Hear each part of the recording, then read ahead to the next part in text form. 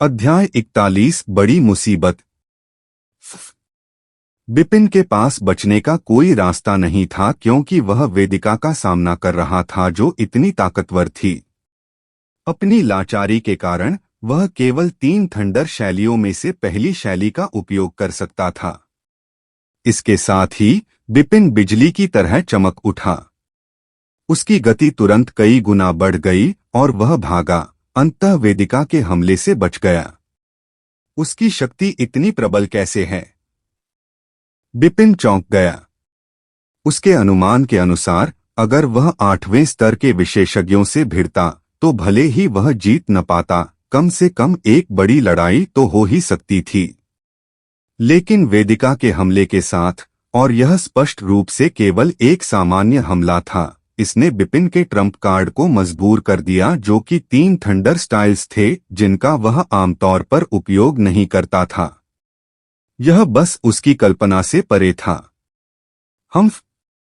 तुम्हें लगता है कि तुम ही एकमात्र ऐसे व्यक्ति हो जिसने रहस्यमय तकनीकों का प्रशिक्षण लिया है? बिपिन के हैरान चेहरे को देखकर वेदिका ने घृणा से बिपिन को एक नजर देखा। उसने बिपिन पर फिर से हमला नहीं किया। वह हॉल में कुर्सी पर बैठ गई, एक सेब उठाया और उसे काटना शुरू कर दिया। रहस्यमय तकनीकें? आपने रहस्यमय तकनीकों में प्रशिक्षण लिया है? बिपिन और भी हैरान था। बेशक वह स्पष्ट रूप से जानता था कि रहस्यमय तकनीकें क्या थीं। उन्हें रहस्यमय तकनीकें इसलिए कहा जाता था क्योंकि वे तकनीकें थीं और वे रहस्यमय थीं। जो लोग साधना तकनीकों को समझ लेते हैं वे आध्यात्मिक ऊर्जा को संघनित कर सकते हैं। यदि उनमें अच्छी प्रतिभा होती तो उनके लिए मूल क्षेत्र में सफलता प्राप्त करना पूरी तरह से संभव था। लेकिन जिनके पास केवल वे साधना तकनीकें होती, उनके लिए मूल क्षेत्र का पहला स्तर उनकी साधना का अंत होता। उदाहरण के लिए बिपिन के दादा गंधार सिंह। ऐसा इसलिए था क्योंकि मूल क्षेत्र एक बिल्कुल नया क्षेत्र था। जो आवश्यक था वह संघनित आध्यात्मिक ऊर्जा नहीं थी, यह मूल शक्ति थी। मूल शक्ति आकाश और पृथ्वी के बीच मौजूद थी, लेकिन इसे साधना तकनीकों द्वारा केंद्रित नहीं किया जा सकता था। मूल शक्ति को संघनित करने का एकमात्र तरीका रहस्यमय तकनीकों का उपयोग करना था। लेकिन ये तकनीकें बहुत कीमती और बहुत दुर्लभ थीं। अफवाहों के अनुसार पूरे एज्योर ड्रैगन स्कूल में उनकी केवल कुछ ही पुस्तकें थीं और बड़ों के अलावा केवल मुख्य शिष्य ही उनका प्रशिक्षण ले सकते थे। लेकिन वेदिका केवल एक आंतरिक दरबार की शिष्या थी, इसलिए वह रहस्यमय तकनीकों में कैसे प्रशिक्षित हो सकती थी? जब तक कि क्या यह इतना अजीब है? तुमने भी रहस्यमय तकनीकों में प्रशिक्षण लिया है। क्या इसका मतलब यह है कि मैं नहीं कर सकती? वेदिका ने अपने होठों को मोड़ते हुए कहा। तो इस लड़की को लगा कि मैंने रहस्यमय तकनीकों का प्रशिक्षण लिया है। बिपिन समझ गया। उसने रहस्यमय तकनीकों की रहस्यमयता के बारे में सिर्फ सुना था, लेकिन उसने उन्हें पहले कभी नहीं देखा था। लेकिन थोड़ा और ध्यान से सोचने पर अब तक उसका सारा व्यवहार वास्तव में उन लोगों से काफी मिलता जुलता था जिनके बारे में कहा जाता था कि उन्होंने रहस्यमय तकनीकों का प्रशिक्षण लिया है। ओई, यह क्या अभिव्यक्ति है? मुझे मत बताओ कि तुमने तकनीकों में प्रशिक्षण नहीं लिया है और यह वास्तव में तुम्हारे अजीब जन्मजात उपहार के कारण था कि तुम कमजोर के समान मजबूत को हरा सकते थे। मैंने वास्तव में रहस्यमय तकनीकों का प्रशिक्षण नहीं लिया, बिपिन ने कहा। तुम सच कह रहे हो? वेदिका पास आई। बिपिन ने सिर हिलाया। बिपिन को काफी देर तक घूरने के बाद मानो उसके झूठ बोलने के संकेत ढूंढने की कोशिश कर रही हो। अंत में उसने चौंकते हुए कहा, ऐसा लगता है कि जिन लोगों के पास आत्मा की शक्ति है वे काफी प्रभावशाली हैं। यदि आपने रहस्यमय तकनीकों में प्रशिक्षण नहीं लिया है, फिर भी आप पहले से ही इतने शक्तिशाली हैं, तो आपके ऐसा करने के बाद क्या होगा? मैं रहस्यमय तकनीकों जैसी चीजों में कैसे प्रशिक्षण ले सकता हूँ? बिपिन ने अपना सिर हिलाया। अगर यह संभव था तो वह वास्तव में तथाकथित रहस्यमय तकनीकों को देखना चाहता था, खास तौर पर अब जब उसे पता चला कि वेदिका, जो पहले से ही रहस्यमय तकनीकों में प्रशिक्षित थी, इतनी जल्दी सुधार कर रही थी और साधना इतनी मजबूत हो गई थी। वह उन रहस्यमय तकनीकों का और भी अधिक इंतजार कर रहा था। बिपिन की ओर देखते हुए, जिसने तड़प के भाव प्रकट किए, वेदिका ने भौहें सिकोड़ लीं, जैसे कि कोई बहुत कठिन निर्णय ले रही हो। थोड़ी देर बाद उसने कहा, मैं तुम्हें रहस्यमय तकनीक दे सकती हूँ। क्या तुम सच बोल रहे हो? ये शब्द सुनकर बिपिन की अभिव्यक्ति काफी बदल गई। क्या ऐसा लग रहा है कि मैं तुमसे झूठ बोल रही हूँ? वेदिका का चेहरा गंभीरता से भरा था। कीमत क्या है? इसकी कीमत विंग्स एलायंस में शामिल होने के लिए है। आप मुझे विंग्स एलायंस में इतना क्यों शामिल करना चाहते हैं? क्योंकि मैं तुम्हें अपने साथ जोड़ना चाहता हूं। अभी मैं विंग्स एलायंस में हूं। विंग्स एलायंस मेरी शक्ति पर निर्भर है, इसलिए मुझे लगता है कि अगर तुम इसमें शामिल हो जाओ तो तुम इस शक्ति को बढ़ा सकते हो। इसके अलावा तुम्हारे पास पीछे हटने का कोई रास्ता नहीं है। क्या मतलब है तुम्हारा? बिपिन असहज महसूस कर रहा था। क्या आप नहीं जानते कि जिस अनमोल को आपने पीटा है, वह तलवार गठबंधन के गठबंधन मास्टर का छोटा भाई था? वेदिका ने बुरी तरह मुस्कुराते हुए कहा। तुम लानत वाली लड़की हो। बिपिन को अचानक सब कुछ समझ आ गया। इतना कुछ करने के बाद उसने न केवल उसे एक ढाल के रूप में इस्तेमाल किया, बल्कि उसने उसके और तलवार गठबंधन के बीच अपूरणीय नफरत भी पैदा कर दी। यदि वह व्यक्ति जिसे उसने हराया था, वह तलवार गठबंधन का नियमित सदस्य था, तो शायद तलवार गठबंधन उसकी ताकत के कारण उसे नजरअंदाज कर देता और उस पर ज्यादा ध्यान नहीं देता। लेकिन बिपिन ने जिसकी पिटाई की, वह गठबंधन के मालिक का अपना छोटा भाई था। इसके साथ तलवार गठबंधन निस्संदेह अंत तक इसकी जांच करेगा, क्योंकि इसमें न केवल उनके चेहरे शामिल थे, बल्कि इसमें पारिवारिक स्नेह भी शामिल था। मुझे पता है कि तुम्हारे अंदर एक ऐसी आत्मा है जो स्वर्ग या पृथ्वी से नहीं डरती, लेकिन तुम्हें यह याद रखना होगा कि तुम डरे नहीं हो। फिर तुम्हारे अनीता सेन और तुम्हारे सेन परिवार का क्या? क्या वे डरेंगे? वेदिका ने फिर कोशिश की और कहा, मैंने वास्तव में तुम्हें कम आंका था। बिपिन ने कभी नहीं सोचा होगा कि वह उसे इतना समझेगी। यह स्पष्ट था कि उसने उसके बारे में विवरण की जांच की, लेकिन उसने फिर भी गंभीरता से कहा, मेरा जवाब अभी भी वही शब्द हैं। मैं मना करता हूं। बिपिन, क्या तुम थोड़े ज्यादा घमंडी नहीं हो? वेदिका काफी नाराज थी। रहस्यमय तकनीकों के बावजूद भी उसने मना कर दिया। इससे वह वास्तव में इसे सहन करने में असमर्थ हो गई और उसका दबंग स्वभाव तुरंत फूट पड़ा। यह मेरे अहंकारी होने या न होने की समस्या नहीं है। यह सिर्फ इतना है कि मुझे दूसरे लोगों का मुझे धमकाना पसंद नहीं है। तुम जा सकते हो। बिपिन ने अपना हाथ आगे पीछे किया। वेदिका द्वारा इस तरह मजबूर किए जाने के बाद अगर बिपिन नाराज न हो तो यह सामान्य नहीं होगा। धमाका। लेकिन ठीक उसी समय बिपिन के घर का दरवाजा किसी ने जोर से धक्का देकर खोला। उसके बाद गयासेन लड़खड़ाते हुए अंदर घुस गया। जब उसने बिपिन को देखा तो ऐसा लगा जैसे उसने अपने उद्धारकर्ता को देख लिया हो। वह जोर से चिल्लाया, युवा मास्टर बिपिन, कृपया उन्हें बचाओ वरना बहुत देर हो जाएगी। गयासेन, क्या हुआ? यह देखकर बिपिन बहुत घबरा गया, क्योंकि उसने गयासेन को घायल अवस्था में देखा, जो स्पष्ट रूप से दर्शाता था कि वह एक भीषण युद्ध में घायल हुआ था। युवा मास्टर बिपिन, युवा महिला अनीता सेन। गयासेन के चेहरे पर पूरी तरह से घबराहट थी और कुछ शब्द उलझे हुए थे। मुझे जल्दी से वहां ले चलो। अनीता सेन का नाम सुनने के बाद बिपिन ने ज्यादा पूछने की जहमत नहीं उठाई और बाहर निकलते समय गयासेन को खींच लिया। लेकिन जाने से पहले बिपिन ने वेदिका पर एक तीखी नजर डाली, क्योंकि उसे लगा कि शायद यह तलवार गठबंधन था जो आया था। वे इतनी जल्दी आ गए, यह देखकर वेदिका ने अपना मुंह ऊपर उठाया और कुछ देर सोचने के बाद वह भी उनके पीछे चली गई। और रास्ते में यह पता चला कि गयासेन और अन्य लोग तलवार गठबंधन के प्रतिशोध को पूरा नहीं कर पाए। उन्होंने एक और गठबंधन को उकसाया। इससे पहले बिपिन के चले जाने के बाद दीपक सेन और अन्य लोगों की मुलाकात एक मोटे आदमी से हुई। उस मोटे आदमी ने अनीता सेन और हिमांशी की खूबसूरत शक्ल देखी और भीड़ के सामने उनका मजाक उड़ाया।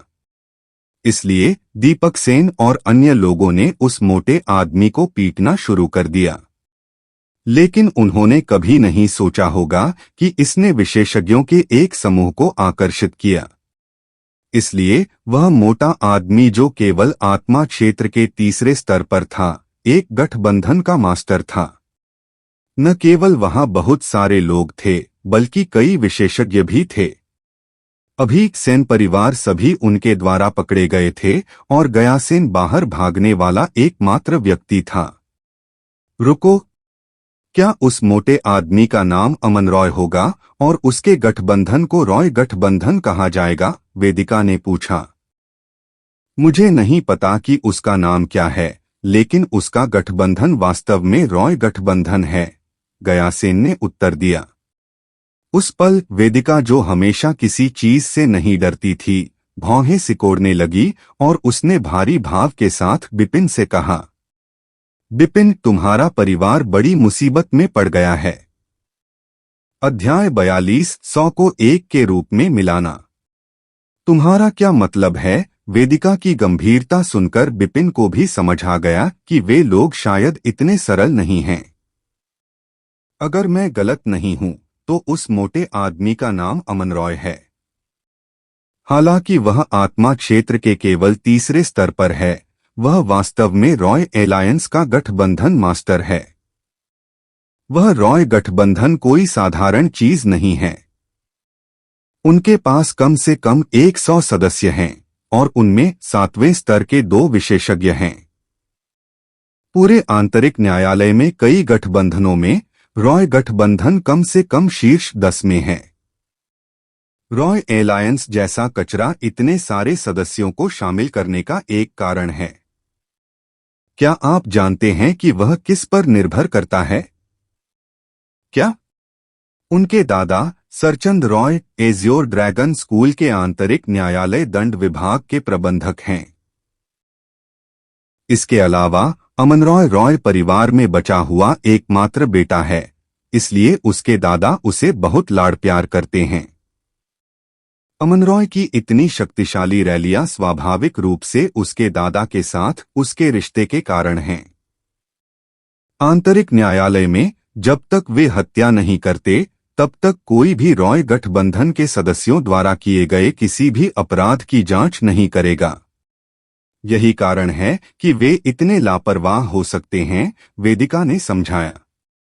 तुम मुझे यह सब क्यों बता रहे हो? बिपिन की निगाहें और भारी हो गईं।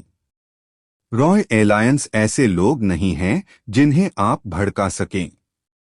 लेकिन जब तक आप विंग्स एलायंस में शामिल होते हैं, मैं आपकी मदद कर सकती हूं, वेदिका ने मुस्कुराते हुए कहा। हम दोनों इंसान हैं और ऐसा कोई नहीं है जिसे मैं भड़का न सकूं।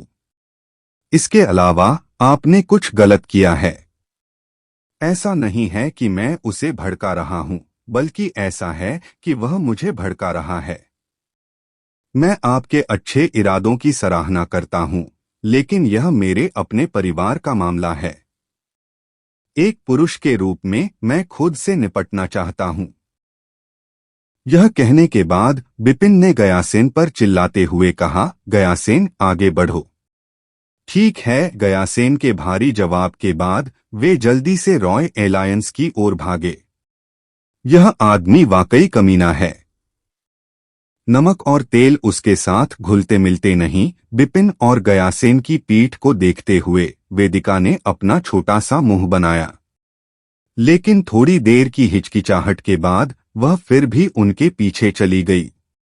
भीतरी प्रांगण के एक निश्चित क्षेत्र में एक विशाल निवास था।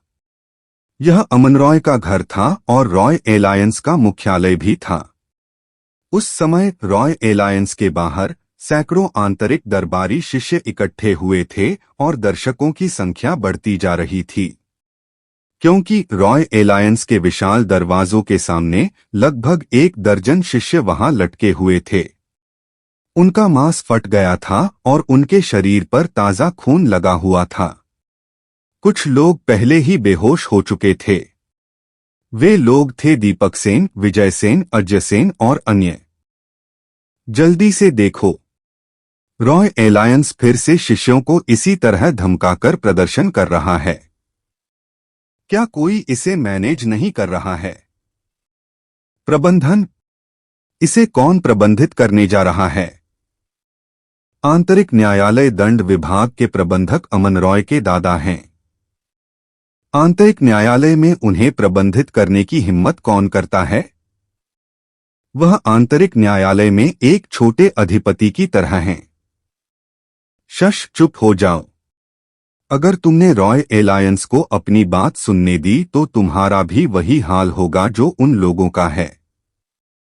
दुख की बात है कि वे 2 युवा लड़कियां बहुत सुंदर थीं, लेकिन मुझे डर है कि अमन रॉय उन्हें बर्बाद कर देगी। देख रहे शिष्यों ने गुस्सा होने की हिम्मत की, लेकिन बोलने की हिम्मत नहीं की। हालांकि आंतरिक दरबार में सभी गठबंधन शक्तियों में रॉय गठबंधन सबसे मजबूत नहीं था, लेकिन उनकी पृष्ठभूमि बहुत गहरी थी। धिक्कार है, वह अमन रॉय मौत की तलाश में है। ठीक उसी समय बिपिन और अन्य लोग जल्दी से वहां पहुंच गए। सेन परिवार को बुरी तरह से घायल देखकर बिपिन के पास अपने गुस्से को नियंत्रित करने का कोई तरीका नहीं था और वह सीधे रॉय एलायंस की ओर भागा। रुको, यह रॉय एलायंस का मुख्यालय है। गैर रॉय एलायंस सदस्यों को अंदर जाने की अनुमति नहीं है। किसी को करीब आते देख रॉय एलायंस के गेट पर पहरा दे रहे एक सदस्य ने जोर से चिल्लाया। लानत है तुझ पर! बिपिन उछला और उस व्यक्ति को लात मारकर जमीन पर गिरा दिया। उसके बाद बिपिन ने उस व्यक्ति का कॉलर खींचा और उसके चेहरे पर 3 बार मुक्का मारा। उस व्यक्ति का चेहरा खून से लथपथ था और उसकी नाक टेढ़ी थी। उसके बाद बिपिन ने अपना हाथ हिलाया और उस व्यक्ति को रेत के एक बैग की तरह हवा में फेंक दिया। एक खूबसूरत मोड़ के बाद वह रॉय एलायंस के आंगन में उतरा। रॉय एलायंस के लोगों, सुनो। अनीता सेन और हिमांशी को जल्दी से रिहा करो वरना मैं तुम्हारे एलायंस को रौंद दूंगा। बिपिन की आवाज गर्जने जैसी थी। आसपास के पर्यवेक्षकों की तो बात ही छोड़िए, रॉय एलायंस निवास के भीतर के लोग भी इसे स्पष्ट रूप से सुन सकते थे। अरे वाह! वह आदमी कौन है? उसने रॉय एलायंस को इस तरह चुनौती देने की हिम्मत की। मुझे नहीं मालूम, मैंने उसे पहले कभी नहीं देखा, लेकिन उसकी उम्र को देखते हुए लगता है कि वह इस साल का नया शिष्य है। यह वास्तव में नवजात बछड़ा बाघ से नहीं डरता है। वह अकेले ही पूरे रॉय गठबंधन को चुनौती देने की हिम्मत करता है। ऐसा लगता है कि वह जीने से थक गया है। कई लोगों ने बिपिन के प्रति श्रद्धांजलि अर्पित की क्योंकि उन सभी को लगा कि वह मौत की तलाश में ऐसा ही कर रहा था। दरअसल जैसे ही बिपिन ने अपनी बात खत्म की, रॉय एलायंस के घर के दरवाजे हिंसक तरीके से खुल गए। पूरे 100 लोग आक्रामक तरीके से बाहर निकल आए। वे लोग अभी भी जवान थे और वे सभी लंबे और बड़े थे। उनकी ताकत भी कम नहीं थी। सबसे कमजोर आत्मा क्षेत्र के 4थे स्तर पर था, सबसे मजबूत 6ठे स्तर पर था। कौन सा कमीना रॉय एलायंस में इतनी बेतहाशा हरकत करने की हिम्मत करता है? उसे तोड़ दो। उनमें से एक ने आंगन में देखा और उस सदस्य को देखा जिसकी नाक टेढ़ी थी और आंखें तिरछी थीं। उसने कुछ नहीं कहा और बिपिन की ओर दौड़ा। आज जो लोग मुझे रोकने की हिम्मत करेंगे उन्हें परिणाम भुगतने होंगे। जब उसने करीब 100 रॉय एलायंस के सदस्यों का सामना किया तो क्रोधित बिपिन ने जरा भी पीछे हटने की कोशिश नहीं की। वह एक पागल बाघ की तरह था और उसने रॉय एलायंस की सेना पर छलांग लगा दी। बिपिन के हमले बेहद क्रूर थे। जो लोग उसके चंगुल में फंस गए उनके लिए हल्की चोटें गंभीर थीं और गंभीर चोटें उन लोगों के लिए थीं जो तुरंत बेहोश हो गए। हर हरकत से खून बहता था और वह बेजोड़ था। उसके सामने चाहे लेवल 4 हो या लेवल 6, कोई भी उसके हमले का सामना नहीं कर सकता था। एक पल में हर जगह दर्द की चीखें गूंजने लगीं। हे भगवान, यह आदमी कौन है? वह इतना ताकतवर कैसे है? वह बहुत डरावना है। इतनी उम्र में ही वह बहुत निर्दयी हो गया है। उसकी हड्डियां चीर देने वाली हत्या की मंशा सीधे आत्मा तक पहुंचती है और लोगों को भयभीत कर देती है। बिपिन ने रॉय गठबंधन में कत्लेआम मचा दिया। पलक झपकते ही पूरा रॉय गठबंधन पूरी तरह से पराजित हो गया। हर कोई आश्चर्य से चिल्ला उठा और यहां तक कि कुछ पर्यवेक्षक भी डर से कांप उठे। जहां तक उन 100 युवा पुरुषों की बात है, वे रॉय एलायंस के सदस्य कैसे थे जो अपने नाम से लोगों को भयभीत करते थे। बिपिन के सामने वे बस दयालु छोटी भेड़ों का एक समूह थे।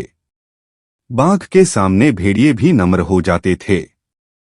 राक्षसों के सामने बुरे लोग भी दयालु हो जाते थे। यह आदमी, मैंने अभी भी उसे कम आंका है। वेदिका की खूबसूरत आंखें चुपके से चमक रही थीं क्योंकि वह भीड़ के बीच एक कोने में खड़ी थी जो बिपिन के विनाश को देख रही थी। उसका प्यारा चेहरा अब शांत नहीं था। उसकी चकमा देने की ताकत का जिक्र न करें, लेकिन वह उस उम्र में ही इतना निर्दयी था। भले ही वह वेदिका ही क्यों न हो, वह ऐसा करने में सक्षम नहीं हो सकती थी। आखिरकार वे अभी भी बहुत छोटे थे। लेकिन बिपिन ने ऐसा किया। अगर एज़्योर ड्रैगन स्कूल के नियम न होते तो वेदिका को कोई संदेह नहीं था कि बिपिन ने वहां सभी लोगों को मार डाला होता। इसका मतलब यह भी था कि बिपिन का दिमाग अभी भी साफ था। लेकिन ऐसी उग्र परिस्थितियों में भी साफ दिमाग बनाए रखना बिपिन की भयावहता के बारे में और भी बताता है।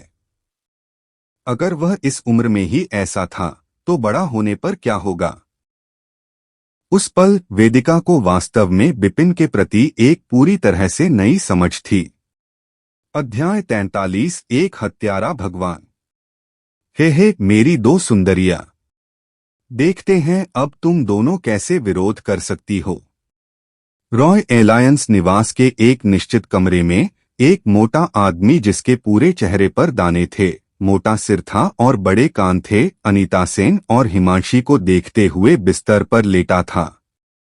वह रॉय एलायंस का गठबंधन मास्टर था, कुख्यात बड़ा उत्पीड़क अमन रॉय।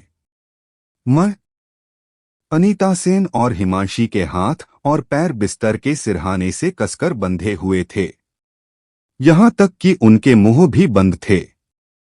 उनकी आंखें भय से भरी हुई थीं और वे कांप रहे थे और लगातार संघर्ष कर रहे थे। इसके अलावा उन 3 लोगों के अलावा उस समय कमरे में 2 युवा पुरुष भी खड़े थे। वे दोनों आत्मा क्षेत्र के 7वें स्तर के विशेषज्ञ थे, रॉय एलायंस के भीतर सबसे मजबूत। जहां तक उनके वहां होने का सवाल है तो इसका कारण काफी मनोरंजक था। ऐसा इसलिए था क्योंकि अमन रॉय की ताकत बहुत कम थी और उसके पास अनीता सेन और हिमांशी पर हमला करने का कोई रास्ता नहीं था। इसलिए उसके पास हिमांशी और अनीता सेन को बांधने के अलावा कोई विकल्प नहीं था ताकि अमन रॉय के लिए यह आसान हो जाए। उन्होंने ऐसी कोई छोटी मोटी भयानक हरकतें नहीं की। सबसे ज्यादा संभावना यह है कि अमन रॉय के तरोताजा होने के बाद उन्हें मीठा स्वाद मिला होगा, इसलिए उस समय उन्होंने वहां से जाने की योजना नहीं बनाई।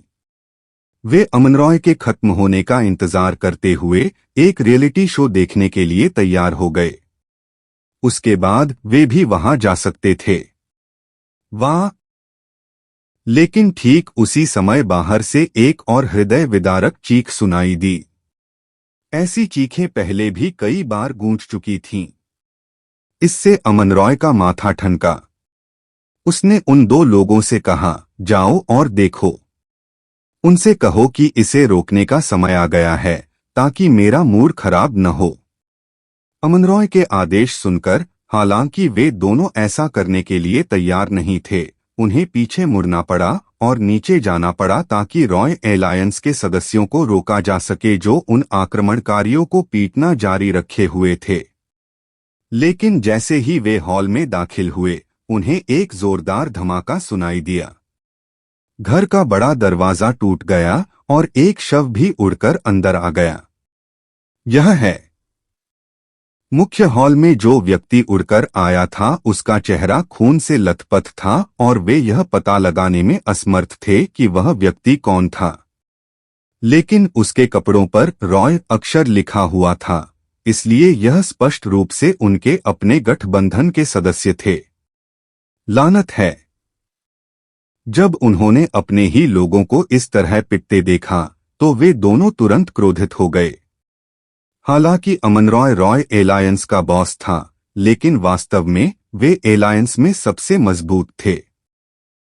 लेकिन जब वे आक्रामक तरीके से दरवाजे की ओर बढ़े तो आंगन का दृश्य देखकर दोनों भी दंग रह गए। उस समय रॉय एलायंस के विशाल प्रांगण में रॉय एलायंस के सदस्य हर जगह पड़े थे।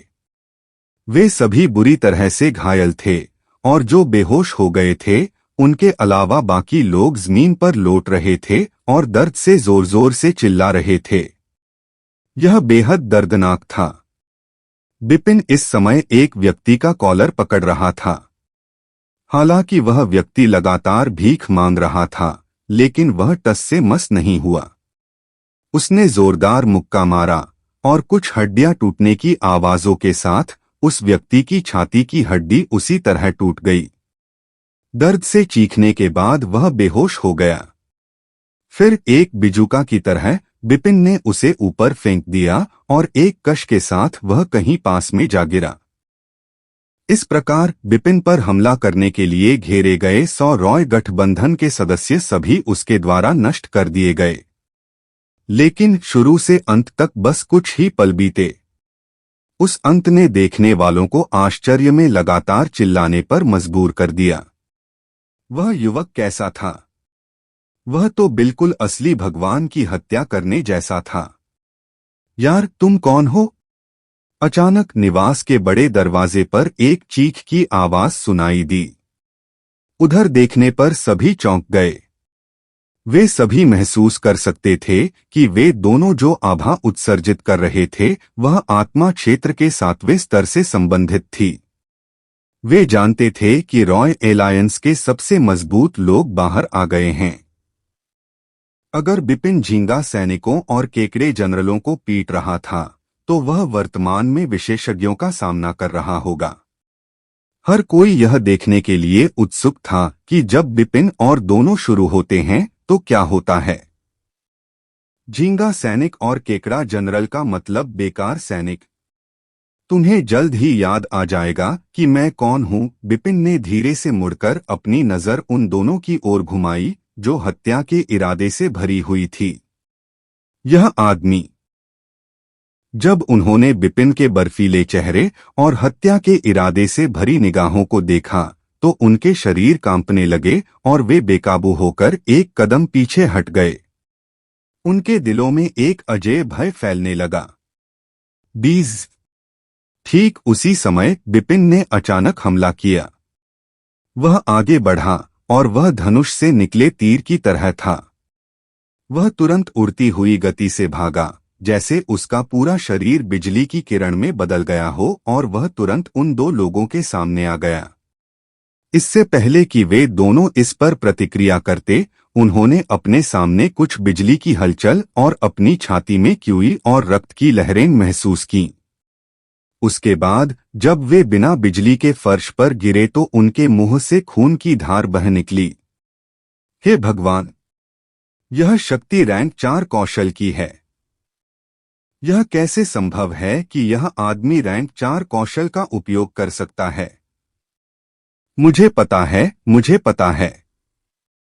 वह इस साल के आंतरिक न्यायालय शिष्य परीक्षा का चैंपियन है, वह भयंकर व्यक्ति जिसने 40 भयंकर जानवरों का वध किया। यह कैसे संभव है?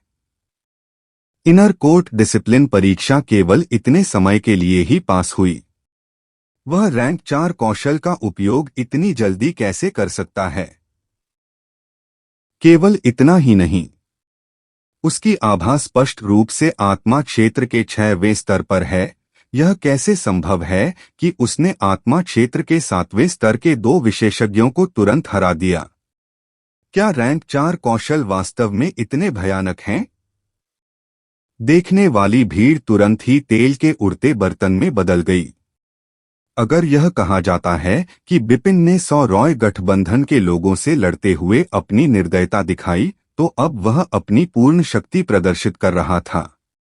वह एक अविश्वसनीय व्यक्ति थे, एक ऐसे व्यक्ति जो अपनी सहन शक्ति की सीमाओं को तोड़ देते थे, और इस हद तक ऐसा कर पाने में सक्षम होना वास्तव में एक प्रतिभा के रूप में देखा जाता था। सचमुच अज्ञानी। औसत दर्जे के लोग प्रतिभाशाली लोगों की दुनिया को कैसे समझ सकते हैं? वेदिका ने एक नजर भीड़ पर डाली, जिसके चेहरे पर हैरानी थी, फिर उसने बिपिन की तरफ देखा। तभी उसे पता चला कि बिपिन निवास के मुख्य हॉल में गायब हो गया था। लानत है! यह आदमी बहुत बड़ी मुसीबत में पड़ने वाला है। यह देखकर वेदिका का शरीर उछल पड़ा और घर की ओर भागा। प्यारे, तुम इंतजार कर रहे हो ना? मैं अभी तुम्हें अपने साथ रखता हूं। उस कमरे में वापस आकर अमन रॉय ने पहले ही अपने सारे कपड़े उतार दिए थे और अपना अतुलनीय रूप से गंदा शरीर प्रकट कर दिया था। उसकी चमकती हुई आंखें अनीता सेन और हिमांशी पर टिकी थीं, जो बिस्तर पर लेटे हुए थे। वह बेशर्मी से अपने होंठ चाट रहा था, उत्साह से अपने हाथ रगड़ रहा था, और बात करते हुए वह खुद को उन दोनों पर फेंकने वाला था। धमाका! लेकिन ठीक उसी समय एक भारी आवाज गूंजी। आवाज के स्रोत की ओर देखते हुए अमन रॉय का चेहरा बहुत बदल गया और डर से उसकी आंखें लगभग बाहर निकल आईं, क्योंकि कमरे के दरवाजे के फ्रेम बाहर आ गए थे और उसी क्षण वह उसकी ओर उड़ रहा था। उस गति से वह ऐसी चीज नहीं थी जिसे वह चकमा दे सकता था। धमाका! आह! एक धमाके के साथ दरवाजे का फ्रेम अमन रॉय के शरीर पर जोर से टकराया और फ्रेम चकनाचूर हो गया। अमन रॉय कमरे के कोने में जा गिरा। उसकी आंखें धुंधली हो गई थीं और सिर चकरा रहा था।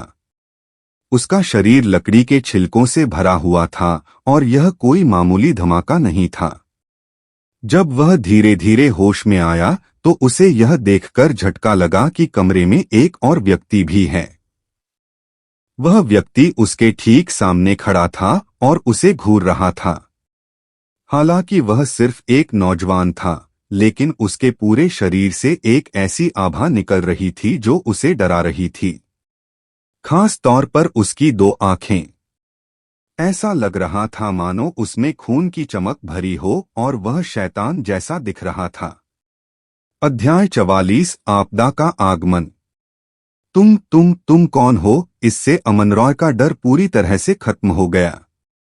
वह पीछे हटता रहा, लेकिन वह पहले ही दीवारों के कोने पर पहुंच चुका था और पीछे हटने का कोई रास्ता नहीं था।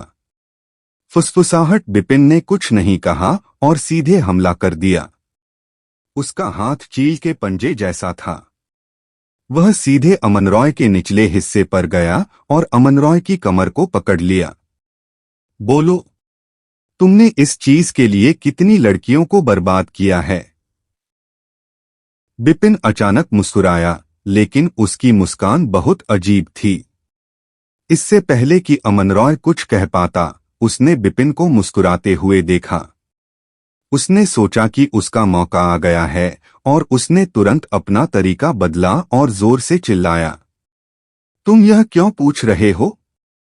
क्या तुम नहीं जानते कि मैं कौन हूं? अगर तुमने मुझे छुआ तो मैं तुम्हें मरवा दूंगा। मैं कुछ नहीं कर रहा हूं, लेकिन यह सिर्फ आज से है। शायद तुम उन लड़कियों के बारे में सोच सको जिन्हें तुमने पहले बर्बाद किया है। ऐसा कहने के बाद बिपिन का हाथ अचानक से कस गया। बिपिन, रुक जाओ। ठीक उसी समय वेदिका दौड़कर अंदर आई। उसने बिपिन की हरकतें देखीं और उसे रुकने के लिए चिल्लाया, लेकिन बहुत देर हो चुकी थी। हवा के निकलने की 2 आवाजें सुनाई दीं और बिपिन के हाथों से खून हर जगह फैल गया। आह! अमन रॉय एक मरते हुए सुअर की तरह चिल्ला रहा था। वह अपने दोनों हाथों से उस जगह को ढक रहा था और जमीन पर आगे पीछे लुढ़क रहा था। लेकिन दर्द असहनीय था और वह जल्दी ही बेहोश हो गया। बिपिन, तुमने तो तबाही मचा दी है। वह दृश्य देखकर वेदिका भी शांत नहीं रह सकी। आपदा! उसने मेरे परिवार को छूने की हिम्मत की, इसलिए उसने ही आपदा को जन्म दिया है। उसे भाग्यशाली होना चाहिए कि उसने अनीता सेन को नहीं छुआ, वरना मैं न केवल उसके जननांगों को तोड़ता, मैं उसकी जान ले लेता। बिपिन ने ठंडी सांस ली और जल्दी से अनीता सेन और हिमांशी की ओर चल दिया। सिसकी! जब बिपिन ने अनीता सेन और हिमांशी की रस्सियां खोलीं, तो दोनों ने खुद को बिपिन के आलिंगन में फेंक दिया और बिना आवाज के रोने लगे। अगर बिपिन जल्दी नहीं आता, तो उन दोनों की पवित्रता वास्तव में अमन रॉय द्वारा बर्बाद कर दी जाती। उसके बाद बिपिन सेन परिवार के साथ चला गया। उस घटना ने तुरंत आंतरिक प्रांगण में हलचल मचा दी। रॉय एलायंस के आसपास इकट्ठा होने वाली भीड़ भी बड़ी और बड़ी होती गई। हर कोई जानता था कि एक युवक ने 100 रॉय एलायंस सदस्यों के खिलाफ लड़ाई लड़ी और रॉय एलायंस को हरा दिया, जो बुराई के अलावा कुछ नहीं करता था। उस युवक का नाम बिपिन था। सभी को यह भी पता था कि बिपिन का नाम पूरे आंतरिक प्रांगण में फैल जाएगा। लेकिन लोगों को यह नहीं पता था कि बिपिन कल तक जीवित रहेगा या नहीं। बिपिन ने न केवल रॉय गठबंधन पर कब्जा कर लिया, बल्कि उसने अमन रॉय को भी तोड़ दिया और रॉय परिवार की वंशावली को भी काट दिया।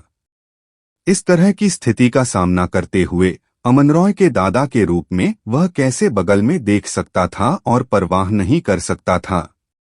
बिपिन के लिए एक आपदा का आगमन तय था।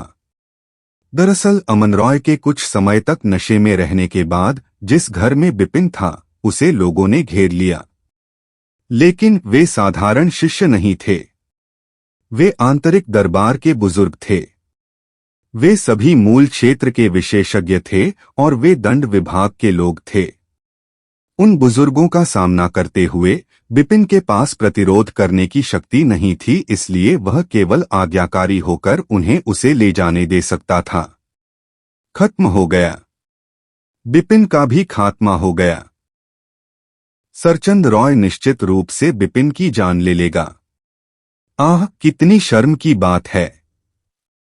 उसके जैसे प्रतिभाशाली व्यक्ति का भविष्य बहुत अच्छा होना चाहिए था। जैसे ही वह आंतरिक प्रांगण में प्रवेश करता है, लेकिन उसने एक ऐसे व्यक्ति को उकसाया जिसे उसे उकसाना नहीं चाहिए था।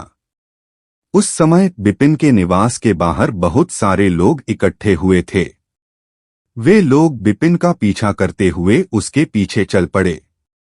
बिपिन को दंड विभाग द्वारा ले जाते हुए देखकर सभी को बिपिन पर दया आ गई।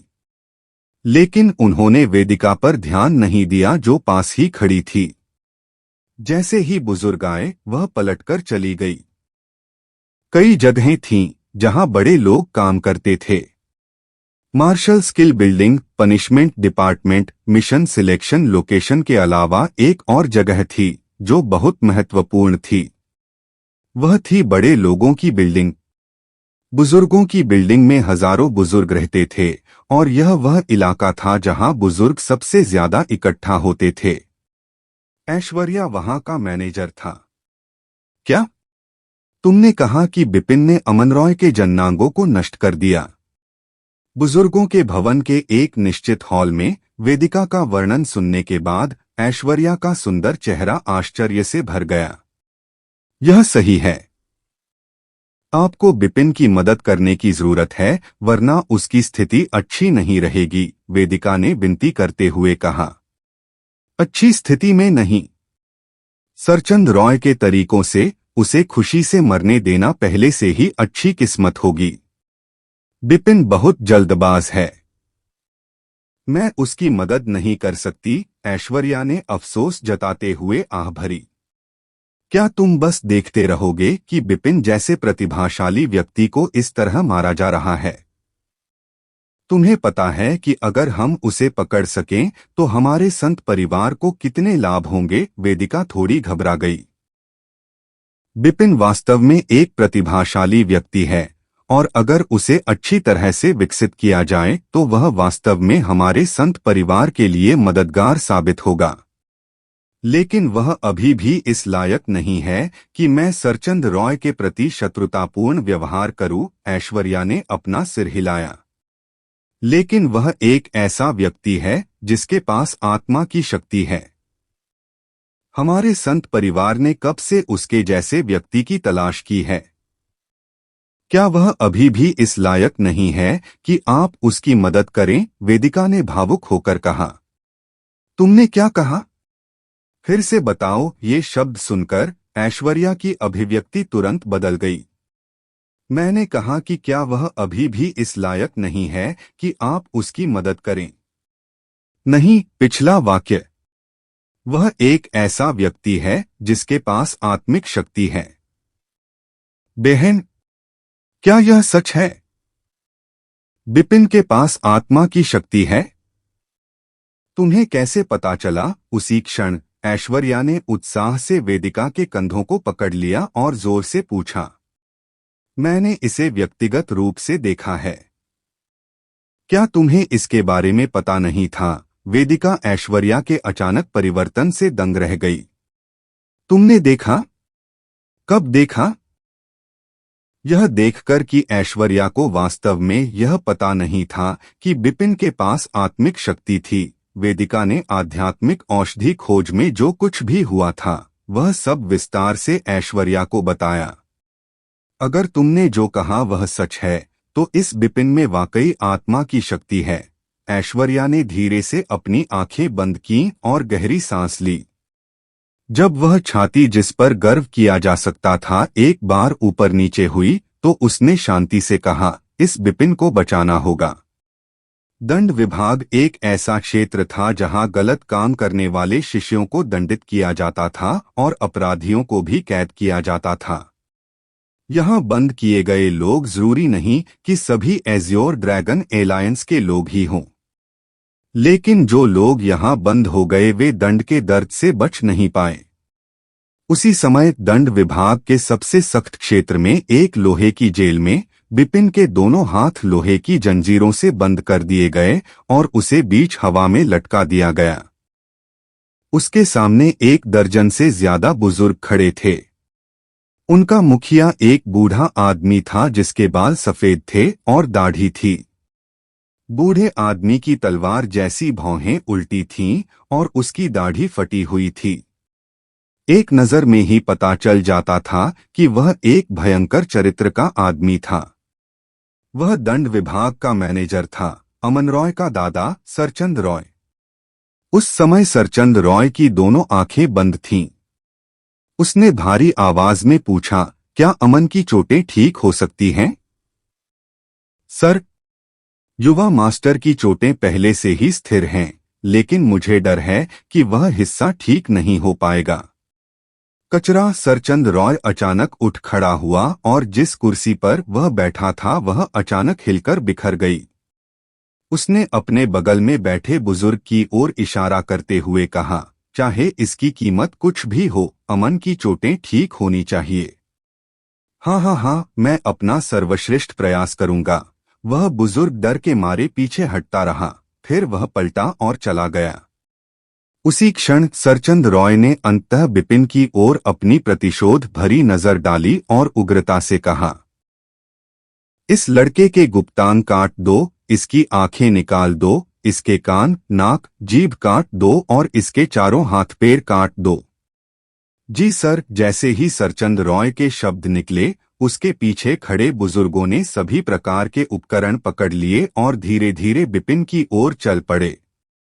उनके चेहरों पर भयावह भाव थे, जैसे वे बिपिन को 8 टुकड़ों में काट देंगे। वास्तव में वे ऐसा करने की तैयारी कर रहे थे। गड़गड़ाहट। ठीक उसी समय लौह कारागार का मोटा लोहे का दरवाजा टूट गया। उसी समय दरवाजे के सामने एक सुंदर आकृति भी प्रकट हुई। अध्याय 45। द टायरानिक ऐश्वर्या। ऐश्वर्या ने उस समय सफेद रंग की पोशाक पहन रखी थी। उस पोशाक और लोमड़ी जैसे चेहरे के साथ वह स्पष्ट रूप से भीड़ से अलग दिख रही थी और उसका व्यवहार भी सम्मेलन से अलग लग रहा था। लेकिन जब ऐश्वर्या प्रकट हुई तो बुजुर्गों के चेहरे के भाव अधिक गंभीर हो गए। लोहे की जेल पर पहले से ही कड़ा पहरा था। सजा विभाग के लोगों के अलावा कोई और अंदर नहीं जा सकता था। ऐश्वर्या की मौजूदा हरकतें बिल्कुल अंदर घुसने जैसी थीं। बड़े ऐश्वर्या, अब यह एक दुर्लभ अतिथि है। मुझे आश्चर्य है कि मेरे दंड विभाग में आपका क्या काम है। हालांकि ऐश्वर्या बुरे इरादों के साथ आई थी, लेकिन इस व्यक्ति की पृष्ठभूमि के बारे में सोचने के बाद यहाँ तक कि सरचंद रॉय को भी उसका सामना करते समय मुस्कुराना पड़ा। बस एक छोटी सी समस्या है, मुझे आशा है कि आप इसमें मदद कर सकते हैं। ऐश्वर्या की आकर्षक मुस्कान में हजारों अलग अलग प्रकार की शालीनता थी और यहाँ तक कि बूढ़े लोगों को भी उसे संभालना मुश्किल लगता था। अगर आपके पास कुछ है तो कृपया बताएं। मैं आपकी मदद करने की पूरी कोशिश करूंगा, सरचंद रॉय ने मुस्कुराते हुए कहा। मैं इस बिपिन को यहाँ से ले जाना चाहती हूँ, ऐश्वर्या ने हल्के से मुस्कुराते हुए कहा। उन शब्दों के साथ न केवल अन्य लोगों बल्कि मुस्कुराहट से भरे सरचंद रॉय के चेहरे पर भी बड़ा परिवर्तन आ गया। ऐश्वर्या, यह क्या मजाक है? क्या तुम जानती हो बिपिन ने क्या किया? सरचंद रॉय का रवैया गंभीर हो गया। चाहे उसने कुछ भी किया हो, आज मैं उसे पकड़कर ले आऊंगी। ऐश्वर्या ने भी अपनी मुस्कुराहट छिपा ली। ऐसा नहीं चलेगा। मैं अभी यही कहूंगा। अगर भगवान भी आ जाए तो बिपिन को ले जाने के बारे में मत सोचना। उसे बाहर निकालो। सरचंद रॉय ने अपनी बड़ी आस्तीन लहराई, घूम गया और अब ऐश्वर्या पर ध्यान नहीं दिया। बड़ी ऐश्वर्या, कृपया। यह देखकर कई बुजुर्ग बलपूर्वक मुस्कुराए और ऐश्वर्या की ओर बढ़े, उसे ले जाना चाहते थे। आह! लेकिन करीब पहुंचने से पहले ही ऐश्वर्या के शरीर से एक आकारहीन दबाव निकला। वह दबाव बहुत मजबूत था और भंवर की तरह घूम रहा था। तुरंत उसने पूरे लोहे के जेल को भर दिया। लगभग उसी समय जब दबाव छोड़ा गया, 1 दर्जन से ज्यादा बुजुर्ग जमीन पर गिर पड़े और उनके मुंह से खून की धार बहने लगी। सिर्फ सरचंद रॉय ही खड़ा रह सका। उस समय ऐश्वर्या के चारों ओर एक बवंडर घूम रहा था और उसके काले काले लंबे बाल ऊपर नीचे उड़ रहे थे। बर्फ सफेद लंबी पोशाक बाएं दाएं हिल रही थी, मानो कोई परी उतर रही हो। लेकिन उसकी नजर असामान्य रूप से बर्फ जैसी ठंडी थी। मैं भी अभी यही कहूंगा। चाहे तुम चाहो या नहीं, तुम बिपिन को रिहा करोगे। ऐश्वर्या, अपनी किस्मत को मत आजमाओ। यह देखकर सरचंद रॉय को भी गुस्सा आ गया। उसी शक्तिशाली दबाव ने बाहर निकलकर लोहे की जेल को भी अपनी चपेट में ले लिया। गड़गड़ाहट, गड़गड़ाहट। उस समय बिपिन को चारों तरफ से आती हुई कान फाड़ देने वाली गड़गड़ाहट सुनाई दे रही थी। वह यह भी देख सकता था कि मजबूत लोहे की जेल हिंसक रूप से हिल रही थी, मानो उन दोनों से आने वाले दबाव का विरोध करने में असमर्थ हो। दबाव के कारण यहाँ तक कि जमीन पर मौजूद मूल क्षेत्र के बुजुर्ग भी अपना सिर पकड़कर चिल्लाने लगे, क्योंकि इसे सहन करना बहुत कठिन था। लेकिन बिपिन पूरी तरह से ठीक था। उसके चारों ओर एक गर्म आभा थी जो उसे एक मजबूत के खिलाफ बचाव कर रही थी। यह स्पष्ट था कि ऐश्वर्या का दबाव उसे बचा रहा था। सरचंद रॉय, ऐसा नहीं है कि मैं तुम्हें नीची नजर से देख रहा हूं, लेकिन फिर भी तुम मेरा विरोध करने के लिए उपयुक्त नहीं हो। अचानक ऐश्वर्या ने एक बार आगे कदम बढ़ाया। जैसे ही उसके पैर जमीन पर पड़े, एक गहरी दरार धीरे धीरे एक चलते हुए सांप की तरह फैल गई। यह तेजी से जमीन पर आगे बढ़ी और सरचंद रॉय की ओर बढ़ गई। धमाका! आह! जब दरार सरचंद रॉय के सामने पहुंची तो वह तुरंत उड़ गया और लोहे की दीवारों से बुरी तरह टकराया। जैसे ही वह नीचे गिरा, उसका मुंह खुल गया और उसके मुंह से पुराना खून बाहर निकल आया। आप वास्तव में इस स्तर तक पहुंच गए हैं।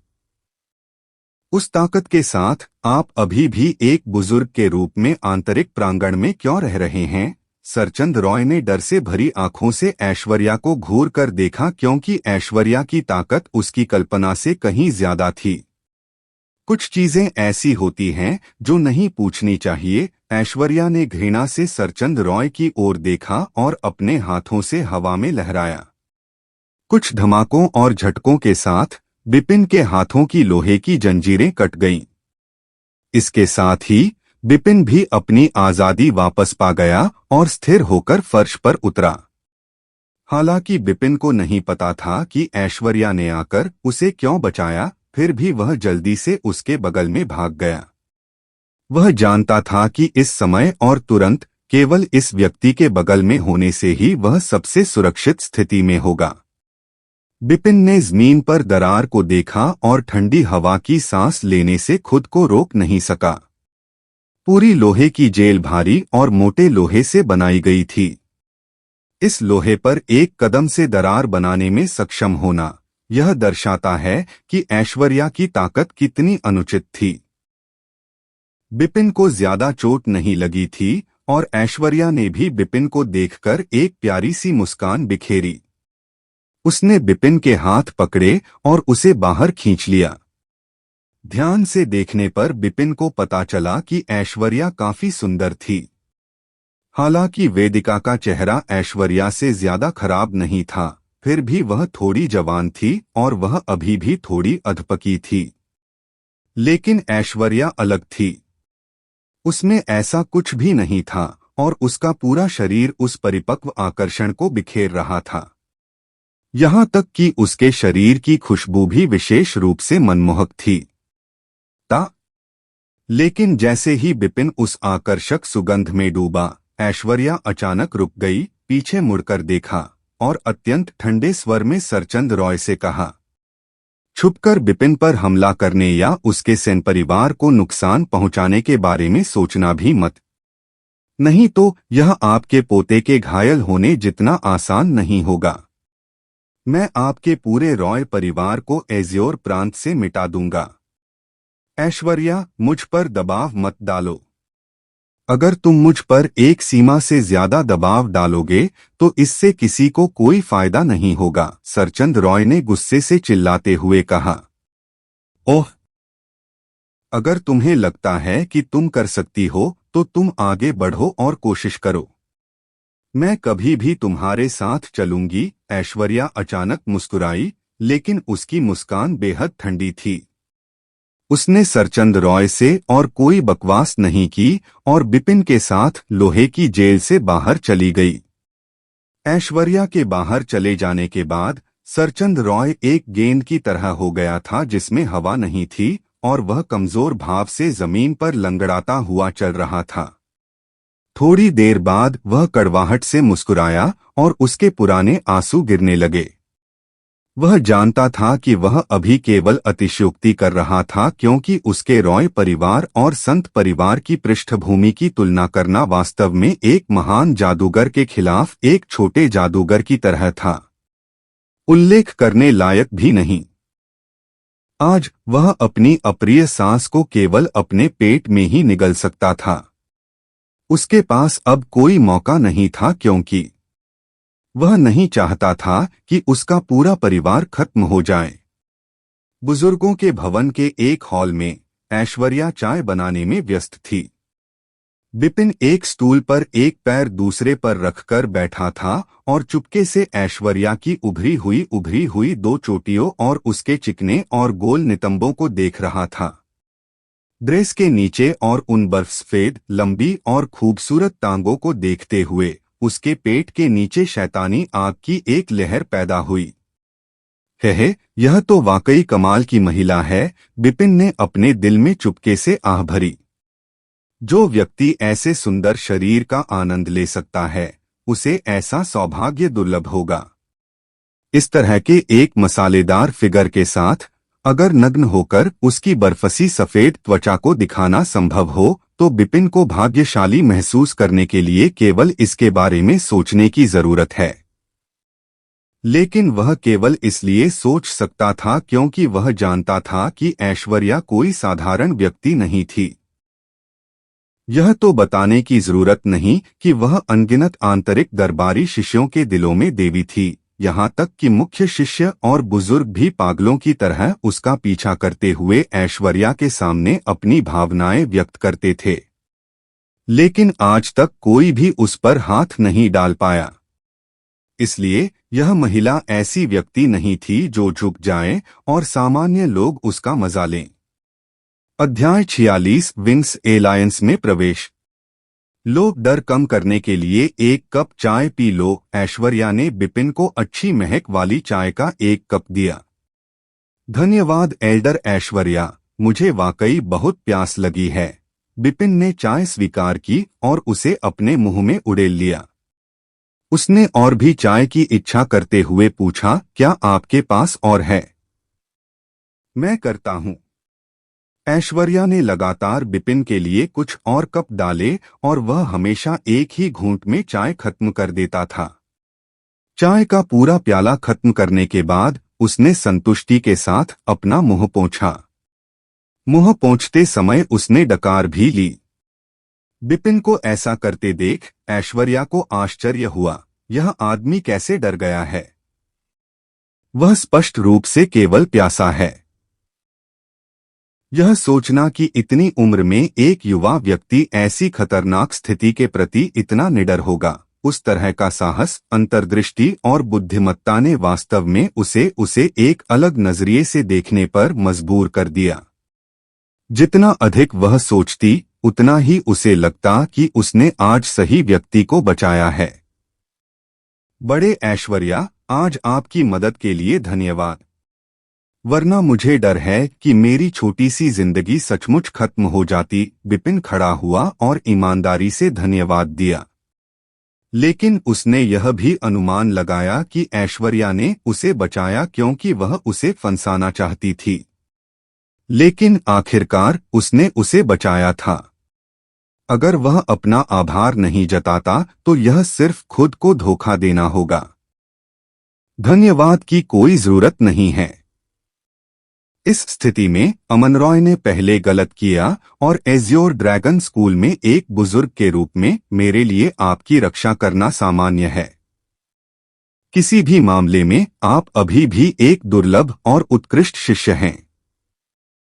ऐश्वर्या ने प्यार से मुस्कुराया और उसके बाद उसने बिपिन की ओर अपना हाथ बढ़ाया। चूंकि आप पहले से ही 3 थंडर शैलियों को जानते हैं, इसलिए इसे वापस सौंप दें। इस तरह का एक मार्शल कौशल बाहर नहीं फैलाया जा सकता है। एल्डर ऐश्वर्या, मैं ईमानदार रहूंगा। 3 थंडर स्टाइल्स में से मैं उनमें से केवल 2 का उपयोग कर सकता हूं और मुझे अभी तक तीसरा समझ में नहीं आया है। बिपिन ने 3 थंडर स्टाइल्स को बाहर निकाल लिया, लेकिन वह इसे छोड़ने के लिए थोड़ा अनिच्छुक था। ऐश्वर्या ने 3 थंडर स्टाइल्स ली, फिर मुस्कुराई और बिपिन से कहा, मैं इसे नहीं छिपाऊंगी। इस स्कूल के संस्थापक के अलावा किसी ने भी वास्तव में तीसरी शैली को नहीं समझा, इसलिए यदि आपने पहले 2 में महारत हासिल कर ली है तो यह ठीक है। ओह, ऐश्वर्या के शब्द सुनकर बिपिन मन ही मन खुश हो गया, क्योंकि उसे लगा कि तीसरी शैली में कुछ महत्वपूर्ण बिंदु था जिसे वह अभी तक पूरी तरह से समझ नहीं पाया था। लेकिन बिपिन को भी लगा कि एक दिन वह इसे पूरी तरह समझ सकता है। उस समय क्या वह एज़्योर ड्रैगन संस्थापक के अलावा तीसरी शैली को जानने वाला एकमात्र व्यक्ति नहीं होगा। उसके बाद ऐश्वर्या ने बिपिन के साथ थोड़ी बातचीत की, लेकिन वह केवल एक शिष्य के प्रति एक बुजुर्ग की चिंताएं थीं और उसने बिपिन को रस्सी से बांधने के बारे में कुछ भी उल्लेख नहीं किया। बुजुर्गों की बिल्डिंग से बाहर निकलने के बाद बिपिन के दिल में एक मूल्यांकन था। हालांकि ऐश्वर्या वेदिका की तुलना में बहुत अधिक कोमल लग रही थी, लेकिन उसकी सोच वेदिका की तुलना में बहुत गहरी थी। ओए, तुम आखिरकार बाहर आ ही गए। जैसे ही बिपिन बुजुर्गों की इमारत के बड़े दरवाजे से बाहर निकला, उसने एक मीठी आवाज सुनी। उसने देखा कि एक तितली जैसी आकृति उसकी ओर आ रही है। यह ऐश्वर्या की छोटी बहन वेदिका थी। इस बार तुम्हारा शुक्रिया, बिपिन मुस्कुराया। वह जानता था कि ऐश्वर्या ने उसकी मदद की वजह शायद यही लड़की थी। कम से कम उसी ने ऐश्वर्या को इसकी जानकारी दी थी। ओह, मैं नहीं बता सकता, लेकिन लगता है कि आपके पास अभी भी दिल है। लेकिन अगर आप मुझे आभार व्यक्त करने जा रहे हैं, तो आप केवल अपने मुंह का उपयोग नहीं कर सकते हैं, है ना? क्या आपको इसे और अधिक भौतिकवादी तरीके से व्यक्त नहीं करना चाहिए? तुम चाहते हो कि मैं तुम्हें चूमूं? छुट्टी। तुम चाहते हो कि मैं तुम्हें गले लगाऊं? तुरंत चले जाओ। ठीक है, मैं घाटा लूंगा और तुमसे शादी करूंगा। तुरंत चले जाओ। वेदिका का छोटा सा चेहरा गुस्से से लाल हो गया था। हालांकि वह जानती थी कि बिपिन बेशर्म है, लेकिन उसने कभी नहीं सोचा था कि वह इतना बेशर्म होगा। इसलिए उसने अब उस पर ध्यान नहीं दिया और जाने के लिए मुड़ गई। वेदिका को मुंह बनाते और जाते देख बिपिन हंस पड़ा। हालांकि वह ऐश्वर्या को चिढ़ाने की हिम्मत नहीं कर पाया, लेकिन उसने इस छोटी लड़की को चिढ़ाने की हिम्मत की। लेकिन थोड़ी हंसी के बाद बिपिन ने फिर भी मुस्कुराते हुए कहा, क्या मैं विंग्स एलायंस में शामिल हो सकता हूं? सच में ये शब्द सुनकर वेदिका ने तुरंत चलना बंद कर दिया। चमकीली आंखों की एक जोड़ी झिलमिलाती हुई बिपिन को घूर रही थी। बेशक, मैं आप बहनों का एहसान चुकाना चाहता हूं, जो मैं जल्द या बाद में चुका दूंगा। यह आपको चुकाना नहीं माना जाएगा, यह सिर्फ आपकी छोटी सी इच्छा को पूरा करने के लिए है। बिपिन के शब्द उसके दिल से निकले थे। हालांकि वेदिका ने उसकी क्षमता देखी, लेकिन वर्तमान में वह कुछ भी नहीं था। अगर वे उसे नहीं बचाते तो उसकी जान भी नहीं बचती। किसी को एहसानों को पहचानना चाहिए और उन्हें वापस करना चाहिए। बिपिन ऐसा ही व्यक्ति था। पहले तो जब उसने ड्रैगन और टाइगर भाइयों को मना कर दिया तो उसे अपनी जन्मजात प्रतिभा के उजागर होने की चिंता हुई, लेकिन अब वह पहले ही उजागर हो चुकी थी। उसने आज मना कर दिया क्योंकि उसे यह पसंद नहीं आया कि वेदिका उसे कैसे धमका रही थी। लेकिन अभी अपनी ताकत के साथ उसके पास अभी भी आंतरिक प्रांगण में अनीता सेन और उसके परिवार की रक्षा करने का कोई रास्ता नहीं था। इसलिए उसे लगा कि अभी विंग्स एलायंस में शामिल होने से सैकड़ों फायदे होंगे और कोई नुकसान नहीं होगा। इससे उसके सेन परिवार के विकास में भी काफी मदद मिलेगी। इसके अलावा बहुत हल्के ढंग से बिपिन महसूस कर सकता था कि वेदिका और ऐश्वर्या की पृष्ठभूमि सरल नहीं थी और तथाकथित संत परिवार भी सरल नहीं होगा।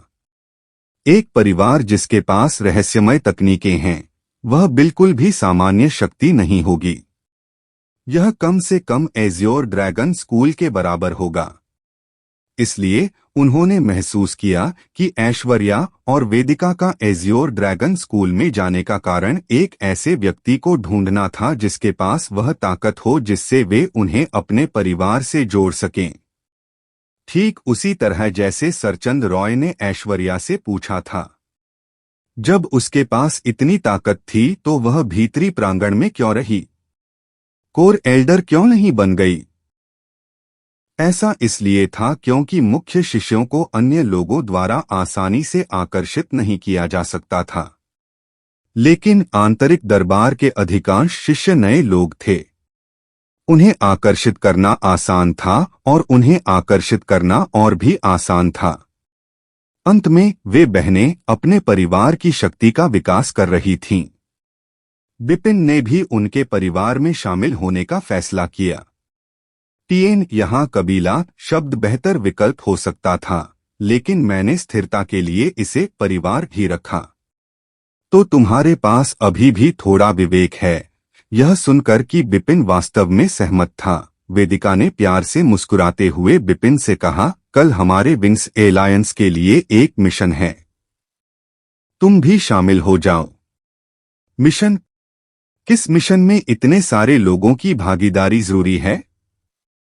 बिपिन ने असमंजस व्यक्त किया। विंग्स एलायंस के सदस्यों की गुणवत्ता को देखते हुए उनमें से हर किसी के पास अकेले ही एक उच्च कठिनाई मिशन को पूरा करने की शक्ति थी।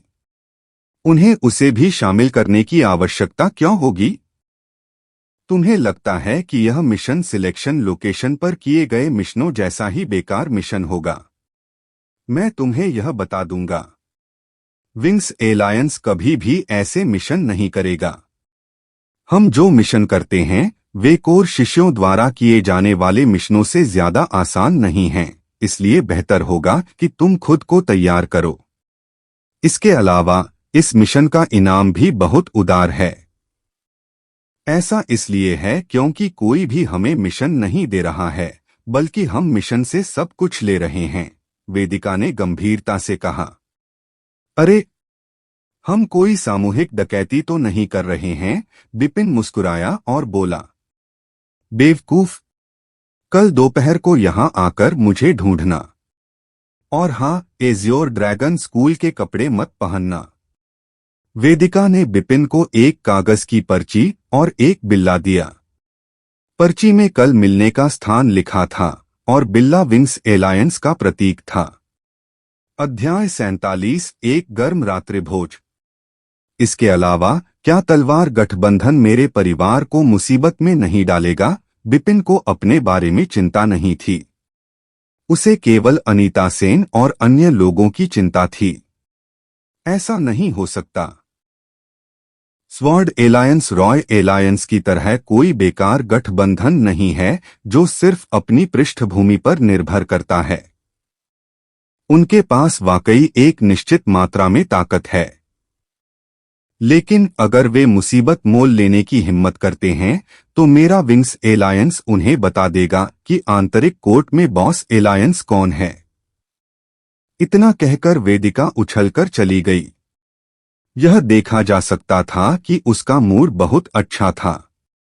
विंग्स एलायंस के पास किस तरह की ताकत है, बिपिन ने देखा और उसके हाथ में बैज था और उसके दिल में एक लहर सी उठ रही थी।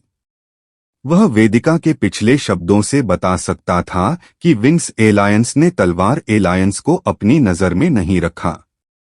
इससे पता चला कि विंग्स एलायंस वास्तव में सरल नहीं था। उसके बाद बिपिन ने विंग्स एलायंस बैज पहना। वह जानबूझकर आंतरिक प्रांगण में घूमता रहा। कारण यह था कि वह यह जानना चाहता था कि वह विंग्स एलायंस का सदस्य है और तलवार एलायंस को अपने परिवार पर हमला न करने के लिए कह रहा है। देखो, क्या यह बिपिन नहीं है? वह बिपिन जिसने रॉय एलायंस पर मुहर लगाई और अमन रॉय को बर्बाद कर दिया। इसमें कोई शक नहीं है कि यह वही है। उस समय मैं घटनास्थल पर ही था। इसलिए मैं उसे गलत नहीं पहचान पाया।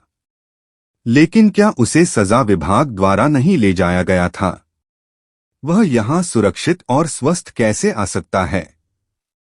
इसके अलावा उसकी छाती को देखो। क्या यह विंग्स एलायंस का बैज नहीं है? वह पहले से ही विंग्स एलायंस में शामिल हो चुका है। पहले तो उसने विंग्स एलायंस के निमंत्रण को अस्वीकार कर दिया, लेकिन अब वह इसमें शामिल होने में सक्षम था। वह दंड विभाग की सजा से भी बच गया। इस बिपिन की पृष्ठभूमि कितनी गहरी है? कोई आश्चर्य नहीं, कोई आश्चर्य नहीं, कोई आश्चर्य नहीं कि उसने अमन रॉय के साथ ऐसा करने की हिम्मत की। ऐसा लगता है कि यह बिपिन उतना सरल नहीं है जितना वह सतह पर दिखता है। भविष्य में इस व्यक्ति को नाराज न करें। बिपिन इधर उधर घूमता रहा और जो लोग उसे जानते थे वे आश्चर्य से चिल्लाते रहे। बिपिन की ताकत पर आहें भरने के अलावा उन्हें बिपिन के पीछे छिपी शक्ति पर भी विचार करना पड़ा। काफी देर तक इधर उधर घूमने के बाद बिपिन को स्वॉर्ड एलायंस के भी कई लोग मिले, लेकिन उनमें से किसी ने भी उस पर हमला नहीं किया, जिससे पता चला कि विंग्स एलायंस में होने का दर्जा काम आ गया। जब बिपिन अपने घर वापस लौटा तो उसने पाया कि घर अभी भी रोशन था। दरवाजे के सामने कुछ लोग घूम रहे थे और उनकी आभा से उसे पता चला कि यह दीपक सेन और अन्य लोग थे। दीपक सेन, तुम यहाँ क्या कर रहे हो? उसने दीपक सेन और अन्य लोगों को देखा और वे धुंध से लिपटे हुए थे क्योंकि वे बुरी तरह से घायल थे। वे अपने घरों में आराम नहीं कर रहे थे और इसके बजाय वे यहाँ इधर उधर घूम रहे थे। बिपिन को समझ में नहीं आया कि ऐसा क्यों हुआ। बिपिन, तुम आखिरकार लौट आए। यह बहुत बढ़िया है। अगर तुम ठीक हो तो बहुत बढ़िया है। बिपिन, जल्दी से अंदर आओ। सब तुम्हारा इंतजार कर रहे हैं। बिपिन को देखकर दीपक सेन और बाकी लोगों ने राहत की सांस ली, जैसे कोई बोझ उतार दिया हो। उन्होंने ज्यादा कुछ नहीं कहा और मुस्कुराते हुए बिपिन को घर के अंदर खींच लिया। निवास के दरवाजे खोलने के बाद बिपिन ने देखा कि अनीता सेन, हिमाशी और अन्य सभी वहां थे। यहां तक कि सेन गठबंधन के अन्य सदस्य भी वहां पहुंच गए। हॉल के बीच में एक बहुत बड़ी मेज थी। उस पर कई स्वादिष्ट खाने पीने की चीजें रखी हुई थीं और उनमें से ज्यादातर उसकी पसंदीदा चीजें थीं। उसके बाद बिपिन को पता चला कि उसे ले जाने के बाद अनीता सेन और अन्य लोग बड़ों की इमारत में गए। वे बिपिन के लिए मदद की भीख मांग रहे थे, लेकिन वे लगभग खुद ही हिरासत में लिए गए। सौभाग्य से ऐश्वर्या वहां पहुंची और उनकी मदद की। उसने उन्हें स्वादिष्ट भोजन तैयार करने और बिपिन के घर पर उसका इंतजार करने के लिए भी कहा। बिपिन बिना किसी संदेह के सुरक्षित वापस लौट आएगा।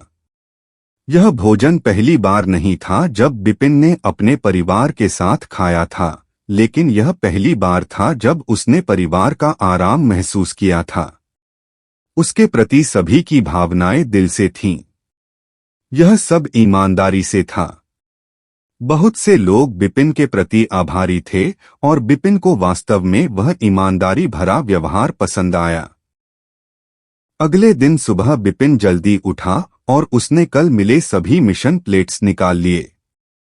चूंकि वह वेदिका और अन्य लोगों के साथ एक मिशन पर जा रहा था, इसलिए मिशन प्लेटों का उसके लिए अधिक उपयोग नहीं था, इसलिए वह उन्हें वापस रखने की तैयारी कर रहा था। लेकिन जैसे ही वह बाहर निकला, बिपिन ने एक आकृति देखी। यह यक्षदेव था जो उसके साथ मिशन प्लेटों पर लड़ रहा था। उस पल बिपिन अपने दिल में खुश होने से खुद को रोक नहीं सका। उसने यक्षदेव की ओर इशारा किया और जोर से चिल्लाया, ओई, तुम वहां हो, रुको। उस चीख को सुनकर यक्षदेव का शरीर कांपने लगा। जब उसने अपना सिर घुमाया और देखा तो उसका चेहरा और भी पीला पड़ गया था। बिपिन के बारे में बातें पूरे आंतरिक प्रांगण में फैल चुकी थीं। स्वाभाविक रूप से यक्षदेव को भी इसके बारे में पता होगा, इसलिए वह बिपिन से बेहद भयभीत था। खास तौर पर जब वह कल की बातों के बारे में सोचता था। वह बिपिन के प्रति अनादरपूर्ण था, इसलिए उसे डर था कि बिपिन उसे ढूंढ लेगा और मुसीबत मोल लेगा। इस वजह से वह कल रात सो नहीं पाया और उसका डर हमेशा बना रहा। अब बिपिन को देखकर उसके पैर भी लंगड़े हो गए थे। एक ऐसे व्यक्ति का सामना करते हुए जिसने अमन रॉय के अंडों को नष्ट करने की हिम्मत की थी, उसे नहीं पता था कि बिपिन उसके साथ क्या करेगा। जैसे ही बिपिन यक्षदेव के सामने चला, वह फर्श पर घुटनों के बल बैठ गया और दर्द भरे चेहरे के साथ विनती करने लगा। बॉस बिपिन, मैं कल आपको पहचान नहीं पाया था, इसलिए मैंने आपको उकसाया। मैं आपसे विनती करता हूं कि आप मुझे भूल जाएं और इस बार मुझे माफ कर दें। क्या तुम उस बारे में बात कर रहे हो? बिपिन अवाक रह गया।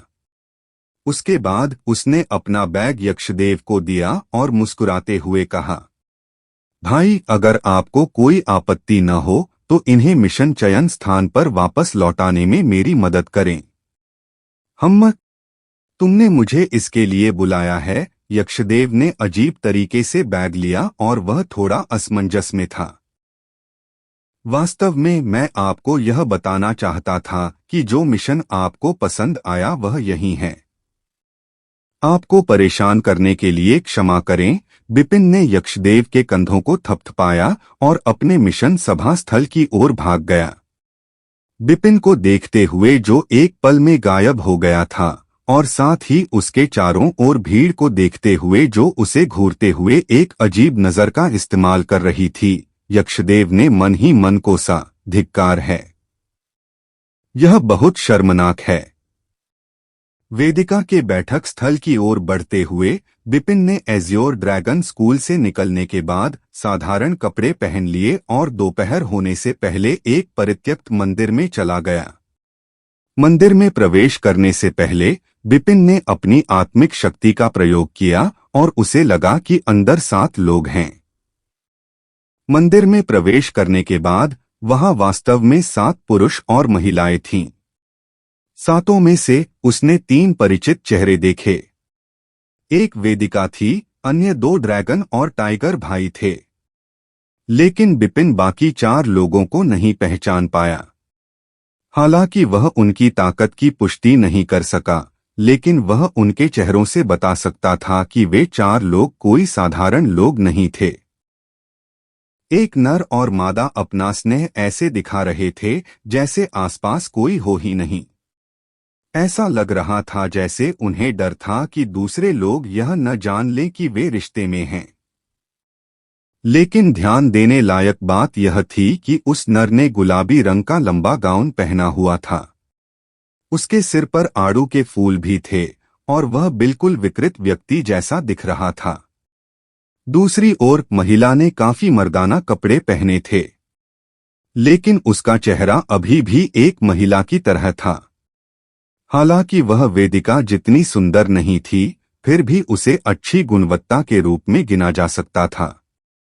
प्रेमियों के अलावा वहां सफेद कपड़े पहने एक युवक भी था। उसका चेहरा सुंदर था, उसकी मोटी भौहें और बड़ी आंखें थीं। बिपिन को देखकर वह हल्के से मुस्कुराया और सिर हिलाया। वह काफी मिलनसार लग रहा था।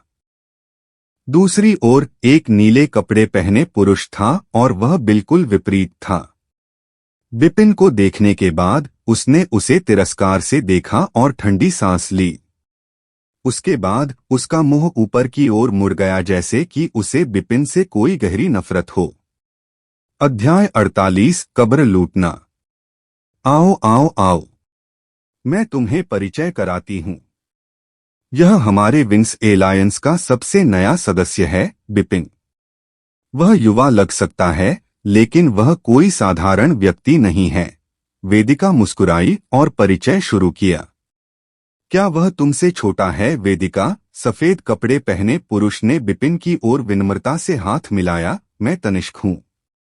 मैंने तुम्हारे बारे में पहले भी सुना है और आज तुम्हें देखकर तुम वाकई कोई साधारण व्यक्ति नहीं हो। धन्यवाद, बिपिन ने भी जवाब में हाथ जोड़ लिए। जो लोग उसके साथ विनम्रता से पेश आते हैं, वह हमेशा उनके साथ विनम्रता से पेश आता है। आड़ू के फूलों वाला गाउन पहने हुए युवक और मर्दाना कपड़े पहने हुए युवती भी पास आए। उस पुरुष ने बहुत गंभीरता से कहा, मैं कमाल सिंह हूं। यह मेरी होने वाली पत्नी आरू है। बिपिन भी मुस्कुराया और उन दोनों की तरफ हाथ जोड़कर बोला। लेकिन उसने अपने दिल में कहा, अरे कमाल सिंह, आरू, ये दोनों वाकई एक दूसरे के लिए बने हैं। बस इस नाम की वजह से वे एकदम सही जोड़ी हैं। बिपिन, हम विंग्स एलायंस के बड़े परिवार में आपका स्वागत करते हैं। हमें उम्मीद है कि आप पिछली बातों को अपने दिल में नहीं रखेंगे, क्योंकि हम दोनों वास्तव में। ड्रैगन और टाइगर भाई आगे बढ़े और चुपके से वेदिका को देखते हुए बोले। खांसी खांसी। यह देखकर वेदिका ने जल्दी से 2 बार खांसी की और उन दोनों को बुरी तरह से देखा। तुरंत उन्होंने डर के मारे जो शब्द कहने वाले थे उन्हें दूर रख दिया। बिपिन, जिसके पास मजबूत आत्मा शक्ति थी, उसने पहले ही इन संकेतों को देख लिया था। उसने अनुमान लगाया कि यह वेदिका ही थी जिसने ड्रैगन और टाइगर भाइयों को कुछ करने के लिए मजबूर किया होगा। बिपिन, तुम में बहुत हिम्मत है। विंग्स एलायंस ने तुम्हें आमंत्रित किया और तुमने मना करने की हिम्मत की। क्या तुम्हारे पास कोई गुण या योग्यता है? ठीक उसी समय ठंडे चेहरे वाला नीले कपड़े वाला युवक बोला। असलम, तुम चुप हो जाओ। यह देखकर वेदिका अपनी असली औकात दिखाने जा रही थी।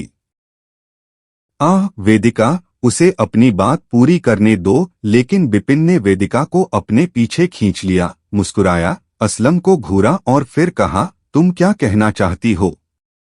बोलो। मैं कह रहा हूं कि आप विंग्स एलायंस में शामिल होने के योग्य नहीं हैं, असलम ने चिल्लाते हुए कहा।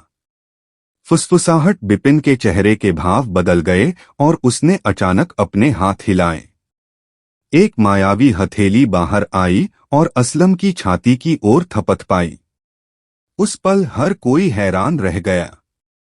किसी ने नहीं सोचा होगा कि दयालु चेहरे वाला बिपिन बिना किसी संकेत के हमला करेगा। भ्रामक हथेली। असलम कोई साधारण व्यक्ति नहीं था। उसने तुरंत ही बिपिन द्वारा इस्तेमाल किए गए कौशल को पहचान लिया। आत्मा क्षेत्र के 7वें स्तर की आभा घूमने लगी। उसने अपना हाथ घुमाया और मुक्का मारा। उससे असीम शक्ति की एक लहर फूट पड़ी। उसने जो कौशल इस्तेमाल किया वह रैंक 4 का कौशल था। यह देखकर हालांकि बिपिन थोड़ा हैरान था, लेकिन वह बिल्कुल भी डरा नहीं था। उसने अपना कौशल बदला और पहली थंडर शैली का इस्तेमाल किया। पलक झपकते ही वह असलम के पीछे आ गया।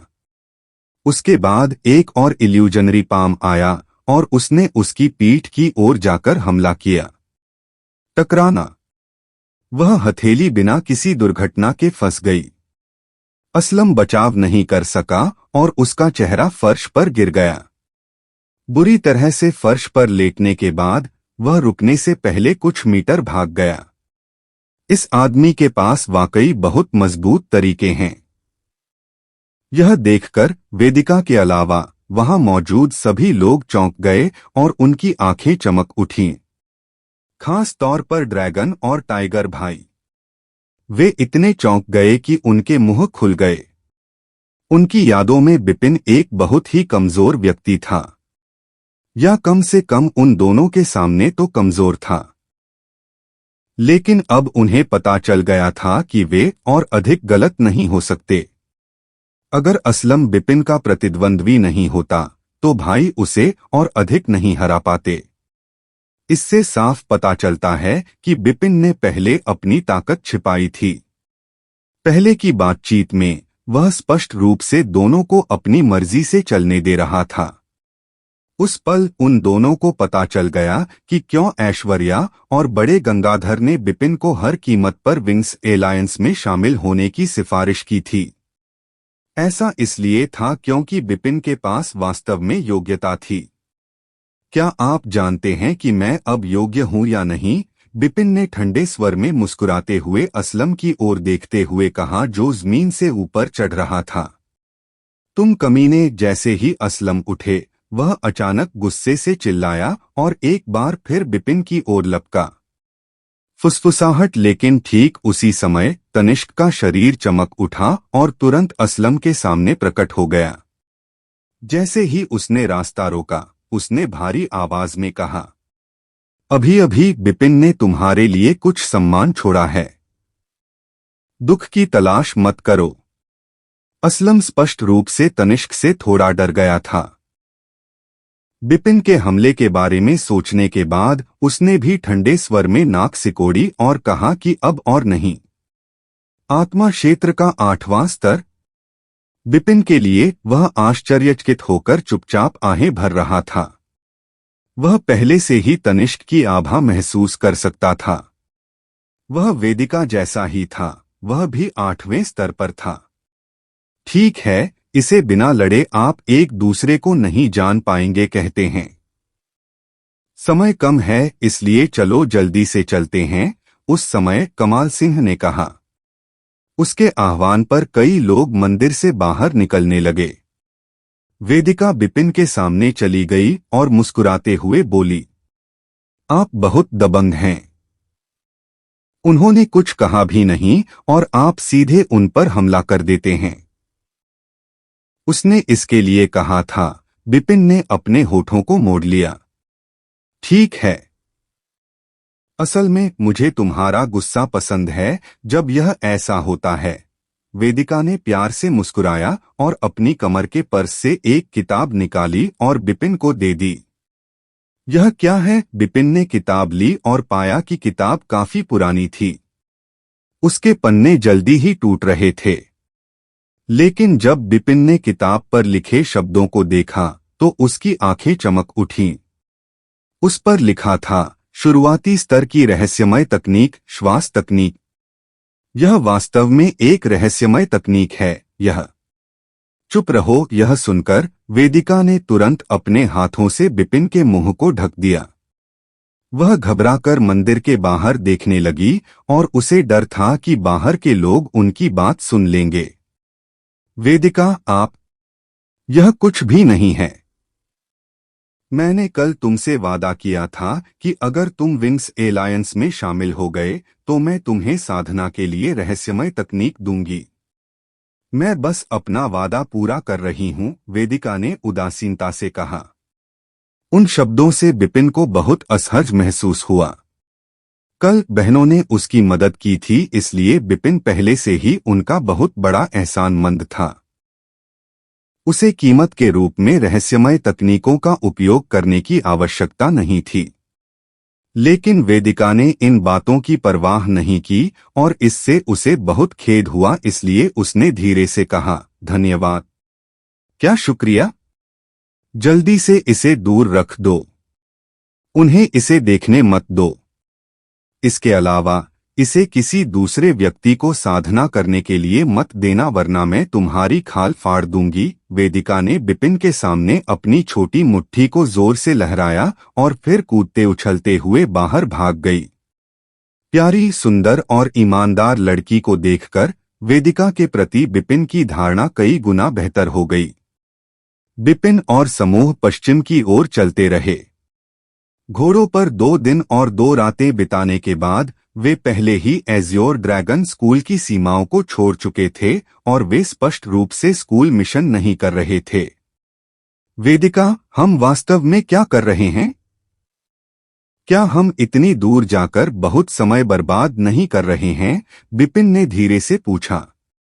उसे लगा कि एक मिशन के लिए अगर उन्हें सड़क पर इतना समय बिताना पड़ता है तो यह समय की बर्बादी है। मैं तुम्हें चुपके से बता दूंगी। हम एक कब्र लूटने जा रहे हैं। वेदिका ने खुशी से मुस्कुराते हुए कहा। कब्र लूटना? सचमुच यह नैतिकता की कमी है। बिपिन का चेहरा तिरस्कार से भरा था। तुम्हें क्या पता, यह गूढ़ क्षेत्र के एक विशेषज्ञ की कब्र है।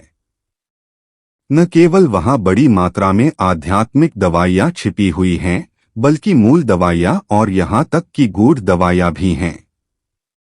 इसके अलावा वहां बहुत सारी रहस्यमय तकनीकें भी होंगी। यह बस एक विशाल खजाने की तिजोरी की तरह है।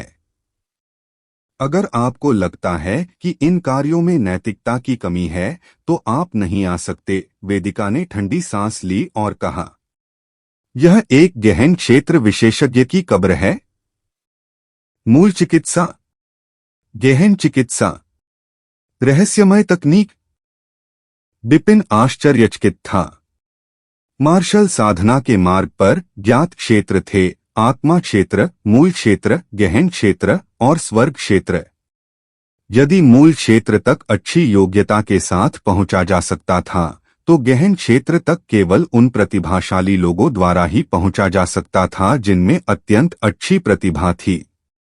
जो कुछ वह जानता था उसके अनुसार एज्योर ड्रैगन स्कूल का वर्तमान मास्टर केवल प्रोफाउंड दायरे में था। यह एक ऐसा दायरा था जहां केवल एज्योर प्रांत का सबसे शक्तिशाली व्यक्ति ही पहुंच सकता था। जहां तक स्वर्ग के क्षेत्र की बात है, यह ऐसा क्षेत्र था जो लोगों को हवा में चलने या एक दिन में हजारों मील की यात्रा करने पर मजबूर करता था। इसने बस स्वर्ग और पृथ्वी के बंधनों को तोड़ दिया, मनुष्यों की सीमाओं को पार कर गया, और यह किंवदंतियों जैसा क्षेत्र था। स्वर्ग क्षेत्र के विशेषज्ञ अभी तक एज्योर प्रांत में नहीं दिखाई दिए थे। हालांकि बिपिन ने पहले सुना था कि 9 प्रांतों के अधिपति जियांग राजवंश के भीतर वास्तव में स्वर्ग क्षेत्र में लोग थे। अध्याय 49 विश्व अध्यात्मवादी। जब जियांग राजवंश ने स्वयं को 9 प्रांतों में स्थापित किया तो यद्यपि उसने किसी भी शक्ति के विकास में हस्तक्षेप नहीं किया, फिर भी उसे सार्वजनिक रूप से 9 प्रांतों का अधिपति माना गया। इसलिए 9 प्रांतों में सभी प्रकार की शक्तियों को हर साल एक निश्चित समय पर अपना सम्मान प्रकट करना होगा, अन्यथा उनका पूरा परिवार नष्ट हो जाएगा। जियांग राजवंश ने खुद को शाही परिवार होने का दावा किया और वे साधारण लोग नहीं थे। हर किसी को उनसे बातचीत करने का मौका नहीं मिला। उदाहरण के लिए एज्योर प्रांत में केवल एज्योर प्रांत का शीर्ष विद्यालय मंडल स्कूल ही उन्हें श्रद्धांजलि देने के योग्य था। जहां तक श्रद्धांजलि का प्रश्न है, सभी स्कूल अपनी श्रद्धांजलि मंडल स्कूल को देते थे और मंडल स्कूल अपनी श्रद्धांजलि शाही दरबार को देता था। तो बिपिन के लिए जियांग राजवंश एक किंवदंती की तरह था और उसके करीब जाने का कोई रास्ता नहीं था। असल में उसने गहन क्षेत्र के किसी भी विशेषज्ञ को नहीं देखा था। तथाकथित मूल चिकित्सा और गहन चिकित्सा आध्यात्मिक चिकित्सा के समान थीं। जिस प्रकार आत्मिक क्षेत्र के साधक आध्यात्मिक औषधि का प्रयोग करते हैं, उसी प्रकार मूल क्षेत्र के साधक मूल औषधि का तथा गहन क्षेत्र के साधक गहन औषधि का प्रयोग करते हैं। आध्यात्मिक चिकित्सा की तुलना में मूल और गहन चिकित्सा बहुत दुर्लभ और बहुत अधिक कीमती थी। खासकर अगर किसी को एक भी गहन चिकित्सा मिल जाए तो वह बहुत अमीर हो सकता है। आज इतनी अच्छी चीज उसके दरवाजे पर भेजी गई थी, इसलिए स्वाभाविक रूप से बिपिन बेहद उत्साहित होगा। लेकिन उसे संदेह भी था, ऐसी जगह को लूटने की बारी उनकी कब आएगी। वेदिका, एक गहन क्षेत्र विशेषज्ञ की कब्र में हमें अपनी ताकत से इसका नेतृत्व करने में सक्षम नहीं होना चाहिए। बिपिन थोड़ा चिंतित था। तुम क्या सोच रहे हो? क्या तुम सच में सोचते हो कि सिर्फ हम ही हैं जिन्हें खबर मिली है? जब किसी गहन क्षेत्र के विशेषज्ञ की कब्र के बारे में पता चलता है तो निस्संदेह यह सभी प्रकार की शक्तियों का ध्यान आकर्षित करता है। कई विशेषज्ञ आगे बढ़ेंगे और नेतृत्व करेंगे। हमारे लिए हम सिर्फ जीवंतता के लिए वहां हैं। हम कुछ बचे हुए सामान लेते हैं और उन प्रोफाउंड या ओरिजिन दवाओं के बारे में सोचते भी नहीं। हम पहले से ही कुछ आध्यात्मिक मोतियों से बहुत कुछ कमा सकते हैं, वेदिका ने समझाए। तो यह ऐसा ही है। तो फिर कब्र कहाँ है? बिपिन ने पूछना जारी रखा। मैंने सुना है कि यह रेगिस्तान के जंगल में है। जहां तक विशिष्ट बातों का सवाल है, कोई नहीं जानता। हमारे सूत्रों के अनुसार जंगल के पास प्राचीन शहर में कब्र की घोषणा की जाएगी। बेशक तथाकथित घोषणा सार्वजनिक रूप से सभी के लिए घोषणा नहीं है। जो व्यक्ति इसकी घोषणा करेगा वह कब्र का नक्शा बेचेगा। हर शीट 80 सेंट स्पिरिट ग्रास होगी। हम में से हर कोई 10 देगा और यह 80 के लिए बिल्कुल सही है, वेदिका ने समझाना जारी रखा। इतना महंगा? मेरे पास तो है ही नहीं। क्या तुमने पिछली बार मुझसे बहुत कुछ नहीं लिया था? मैंने उन्हें खत्म कर दिया। क्या स्वर है? तुम बहुत बेकार हो। क्या तुमने यह सब सोख लिया? यह? बिपिन कुछ अवाक था। वह वेदिका को यह नहीं बता सका। हालांकि मैंने किसी रहस्यमय तकनीक का प्रशिक्षण नहीं लिया है। मेरे शरीर में ईश्वरीय प्रकाश है। चाहे मुझे कितनी भी आध्यात्मिक दवाएं मिलें, मैं उन सभी को परिष्कृत कर सकता हूं। न केवल मैं किसी को बर्बाद नहीं करता, बल्कि मैं उन्हें 100% अवशोषित कर सकता हूं। जो भी हो, इस बार मैं तुम्हारी मदद करूंगी, लेकिन बाद में इसे मुझे वापस कर देना याद रखना। जैसे ही उसने बिपिन को देखा जो गरीबी से रो रहा था, वेदिका ने असहाय होकर अपने होठों को सिकोड़ लिया। हे, मैं आपका धन्यवाद करता हूं, बिपिन मुस्कुराया और बोला। गहन क्षेत्र के एक विशेषज्ञ की कब्र? वह इसके लिए उत्सुक था। समूह आगे बढ़ता रहा और दोपहर से पहले ही वे रेगिस्तान के जंगल में प्रवेश कर गए और शीघ्र ही उस प्राचीन शहर में पहुंच गए। प्राचीन शहर बहुत पुराना था। किंवदंतियों के अनुसार इसका इतिहास हजारों साल पुराना था। हर ईंट और हर शीर्षक बहुत घिसा हुआ था, मानो वह जरा सी टक्कर से ढह कर बिखर जाएगा। तो यह प्राचीन शहर है। यह थोड़ा बहुत क्षतिग्रस्त लगता है और ऐसा लगता है कि यह जल्द ही ढह जाएगा, है ना? इतनी टूटी हुई जगह पर इतने सारे लोग कैसे रह रहे हैं? उस क्षतिग्रस्त लेकिन विशाल शहर को और हवा में उठते हल्के धुएं को देखकर बिपिन को पता था कि प्राचीन शहर में काफी लोग रहते थे। लेकिन वह समझ नहीं पा रहा था कि इतने सारे लोग प्राचीन शहर में क्यों रह रहे हैं। इतनी पुरानी इमारत कभी भी गिर सकती है, इसलिए यह बहुत खतरनाक होगी। तुम्हें क्या पता? प्राचीन शहर की हर एक ईंट और शीर्षक में एक विश्व प्रेतवादी द्वारा रखी गई एक आत्मा संरचना है। केवल तूफान ही नहीं, भले ही ओरिजिन स्टेज के विशेषज्ञ पूरी ताकत से हमला करें, लेकिन वे ईंटों या टाइलों में से किसी को भी नुकसान नहीं पहुंचा पाएंगे। यह इतना मजबूत है। बिपिन पहले तो चौंक गया, लेकिन फिर जल्दी से सवाल किया, विश्व अध्यात्मवादी कौन है? आत्मा निर्माण क्या है? इन शब्दों के साथ न केवल वेदिका ने उसे आश्चर्य की दृष्टि से देखा, बल्कि अन्य लोगों ने भी उसके प्रति तिरस्कारपूर्ण भाव व्यक्त किए। क्या बकवास है, असलम ने ठंडी आवाज में कहा। बिपिन, विश्व अध्यात्मवादी एक विशेष और महान पेशा है। हमारे जैसे लोग इसे छू भी नहीं सकते। दूसरी ओर तनिष्क मुस्कुराया और समझाने लगा। विश्व अध्यात्मवादियों के पास एक शक्ति है जिसे स्पिरिट फॉर्मेशन कहते हैं। स्पिरिट फॉर्मेशन लगभग अविनाशी है और यह एक बहुत ही मजबूत बचाव पद्धति है। सभी विश्व अध्यात्मवादियों में अत्यंत उच्च प्रतिभा होती है। उनमें से प्रत्येक को प्रतिभाशाली कहा जा सकता है और उनके पास वास्तव में शक्तिशाली शक्ति होती है।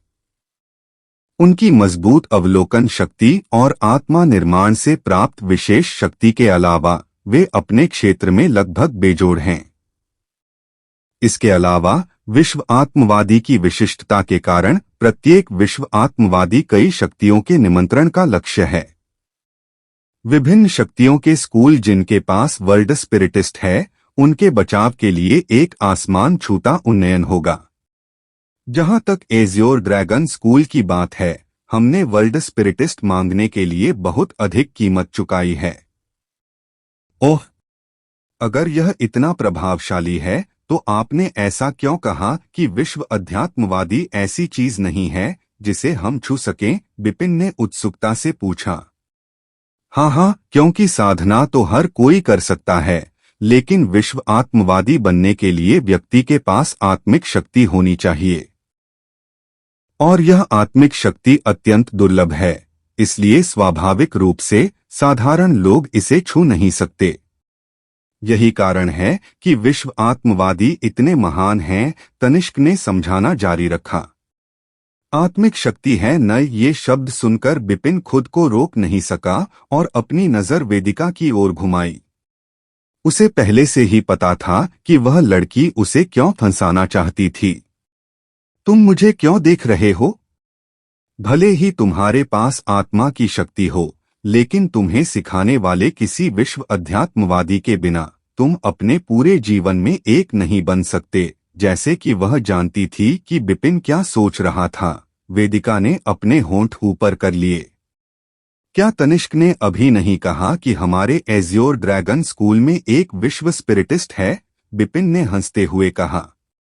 तुम्हारा मतलब उग्रपंडित से है? इस बारे में सोचना भी मत। वह बूढ़ा आदमी बहुत अजीब है और वह कभी शिष्यों को स्वीकार नहीं करता। एज्योर ड्रैगन स्कूल में हमारे पास एक मुख्य शिष्य है जिसके पास आत्मा शक्ति है। वह हमेशा उग्रपंडित को अपना सम्मान देना चाहता था ताकि वह आत्मा निर्माण तकनीक सीख सके, लेकिन 1 साल तक गुलाम की तरह आदेश दिए जाने के बाद भी उसने अब तक कुछ भी नहीं सीखा। वेदिका ने वार करना जारी रखा। यह सही है। यह वैसा ही है जैसा वेदिका ने कहा। विश्व अध्यात्मवादी इतने महान इसलिए हैं क्योंकि वे बहुत दुर्लभ हैं। जब तक कि वह कोई ऐसा व्यक्ति न हो जिसे वे वास्तव में पसंद करते हों, विश्व अध्यात्मवादी आसानी से अपने कौशल को दूसरों तक नहीं पहुंचाएंगे। इसका मतलब है कि एक और व्यक्ति जिसे वे सिखाएंगे, एक और व्यक्ति आएगा और उनकी आजीविका के लिए संघर्ष करेगा। तनिष्क ने सारी बातें समझा दी। फिर उसने बिपिन से मजाक के लहजे में कहा, मैं देख रहा हूं कि तुम इस विश्व प्रेतात्मावादी में बहुत रुचि रखते हो। क्या इसका मतलब है कि तुम्हारे पास आत्मिक शक्ति है? तनिष्क के शब्दों पर बिपिन ने अपनी छाती बाहर निकाली, अपना चेहरा ऊपर उठाया, स्पष्ट रूप से और गर्व से कहा, मेरे पास आत्मा की शक्ति है। क्या? जब बिपिन के शब्द निकले तो वेदिका के अलावा बाकी सभी चौंक गए। यहां तक कि तनिष्क जो आमतौर पर शांत रहता था, उसके पास भी शांत रहने का कोई रास्ता नहीं था। अध्याय 50 रहस्यमय तकनीक को समझना। बिपिन, क्या तुम्हारे पास वास्तव में आत्मा की शक्ति है? तुम इस तरह की चीजों पर मजाक नहीं कर सकते। तनिष्क का चेहरा तनावग्रस्त हो गया और उसका स्वर संदेह से भर गया। वह सही कह रहा है। वह वास्तव में वह व्यक्ति है जो हजारों में भी नहीं पाया जा सकता। ठीक उसी समय वेदिका बोली। वेदिका, क्या यह सच है? वेदिका की बातें सुनकर लगभग सभी लोग आश्चर्य से मुंह खोले खड़े हो गए। यही कारण है कि मेरी बहन ने उसे विंग्स एलायंस में शामिल होने के लिए आमंत्रित करने पर इतना जोर दिया। वेदिका ने असहाय होकर आह भरी। वह जानती थी कि जब बिपिन की विशेष शक्ति का पता चलेगा तो हर कोई उसे एक नई रोशनी में देखेगा। उस पल हर कोई ठंडी हवा की सांस लेने से खुद को रोक नहीं सका। जब उन्होंने फिर से बिपिन को देखा तो उनकी निगाहों में सम्मान की एक अतिरिक्त झलक थी। यहां तक कि असलम, जो बिपिन को नापसंद करता था, उसके चेहरे पर भी उलझन थी।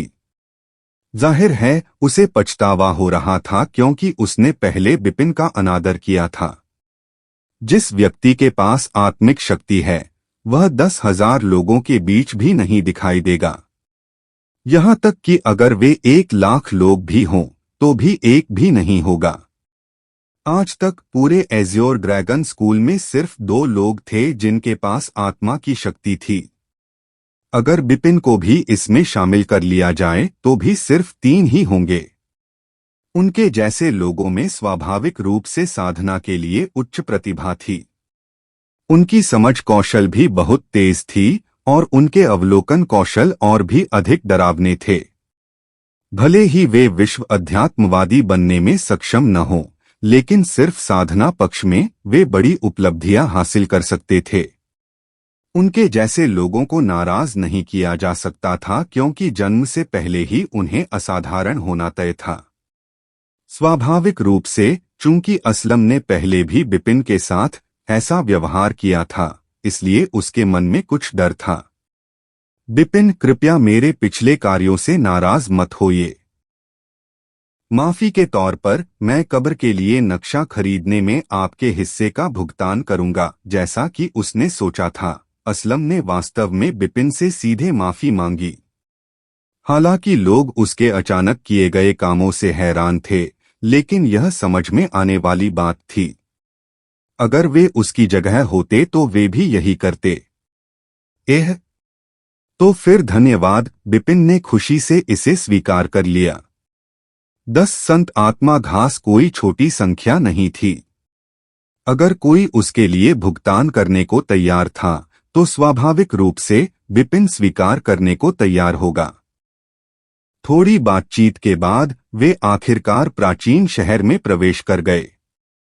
उस पल बिपिन प्राचीन शहर की मजबूत आभा को महसूस कर सकता था। वह देख सकता था कि प्राचीन शहर के भीतर कई विशेषज्ञ छिपे हुए थे। बिपिन ने और भी शिष्यों को अपने स्कूल के कपड़े पहने हुए देखा।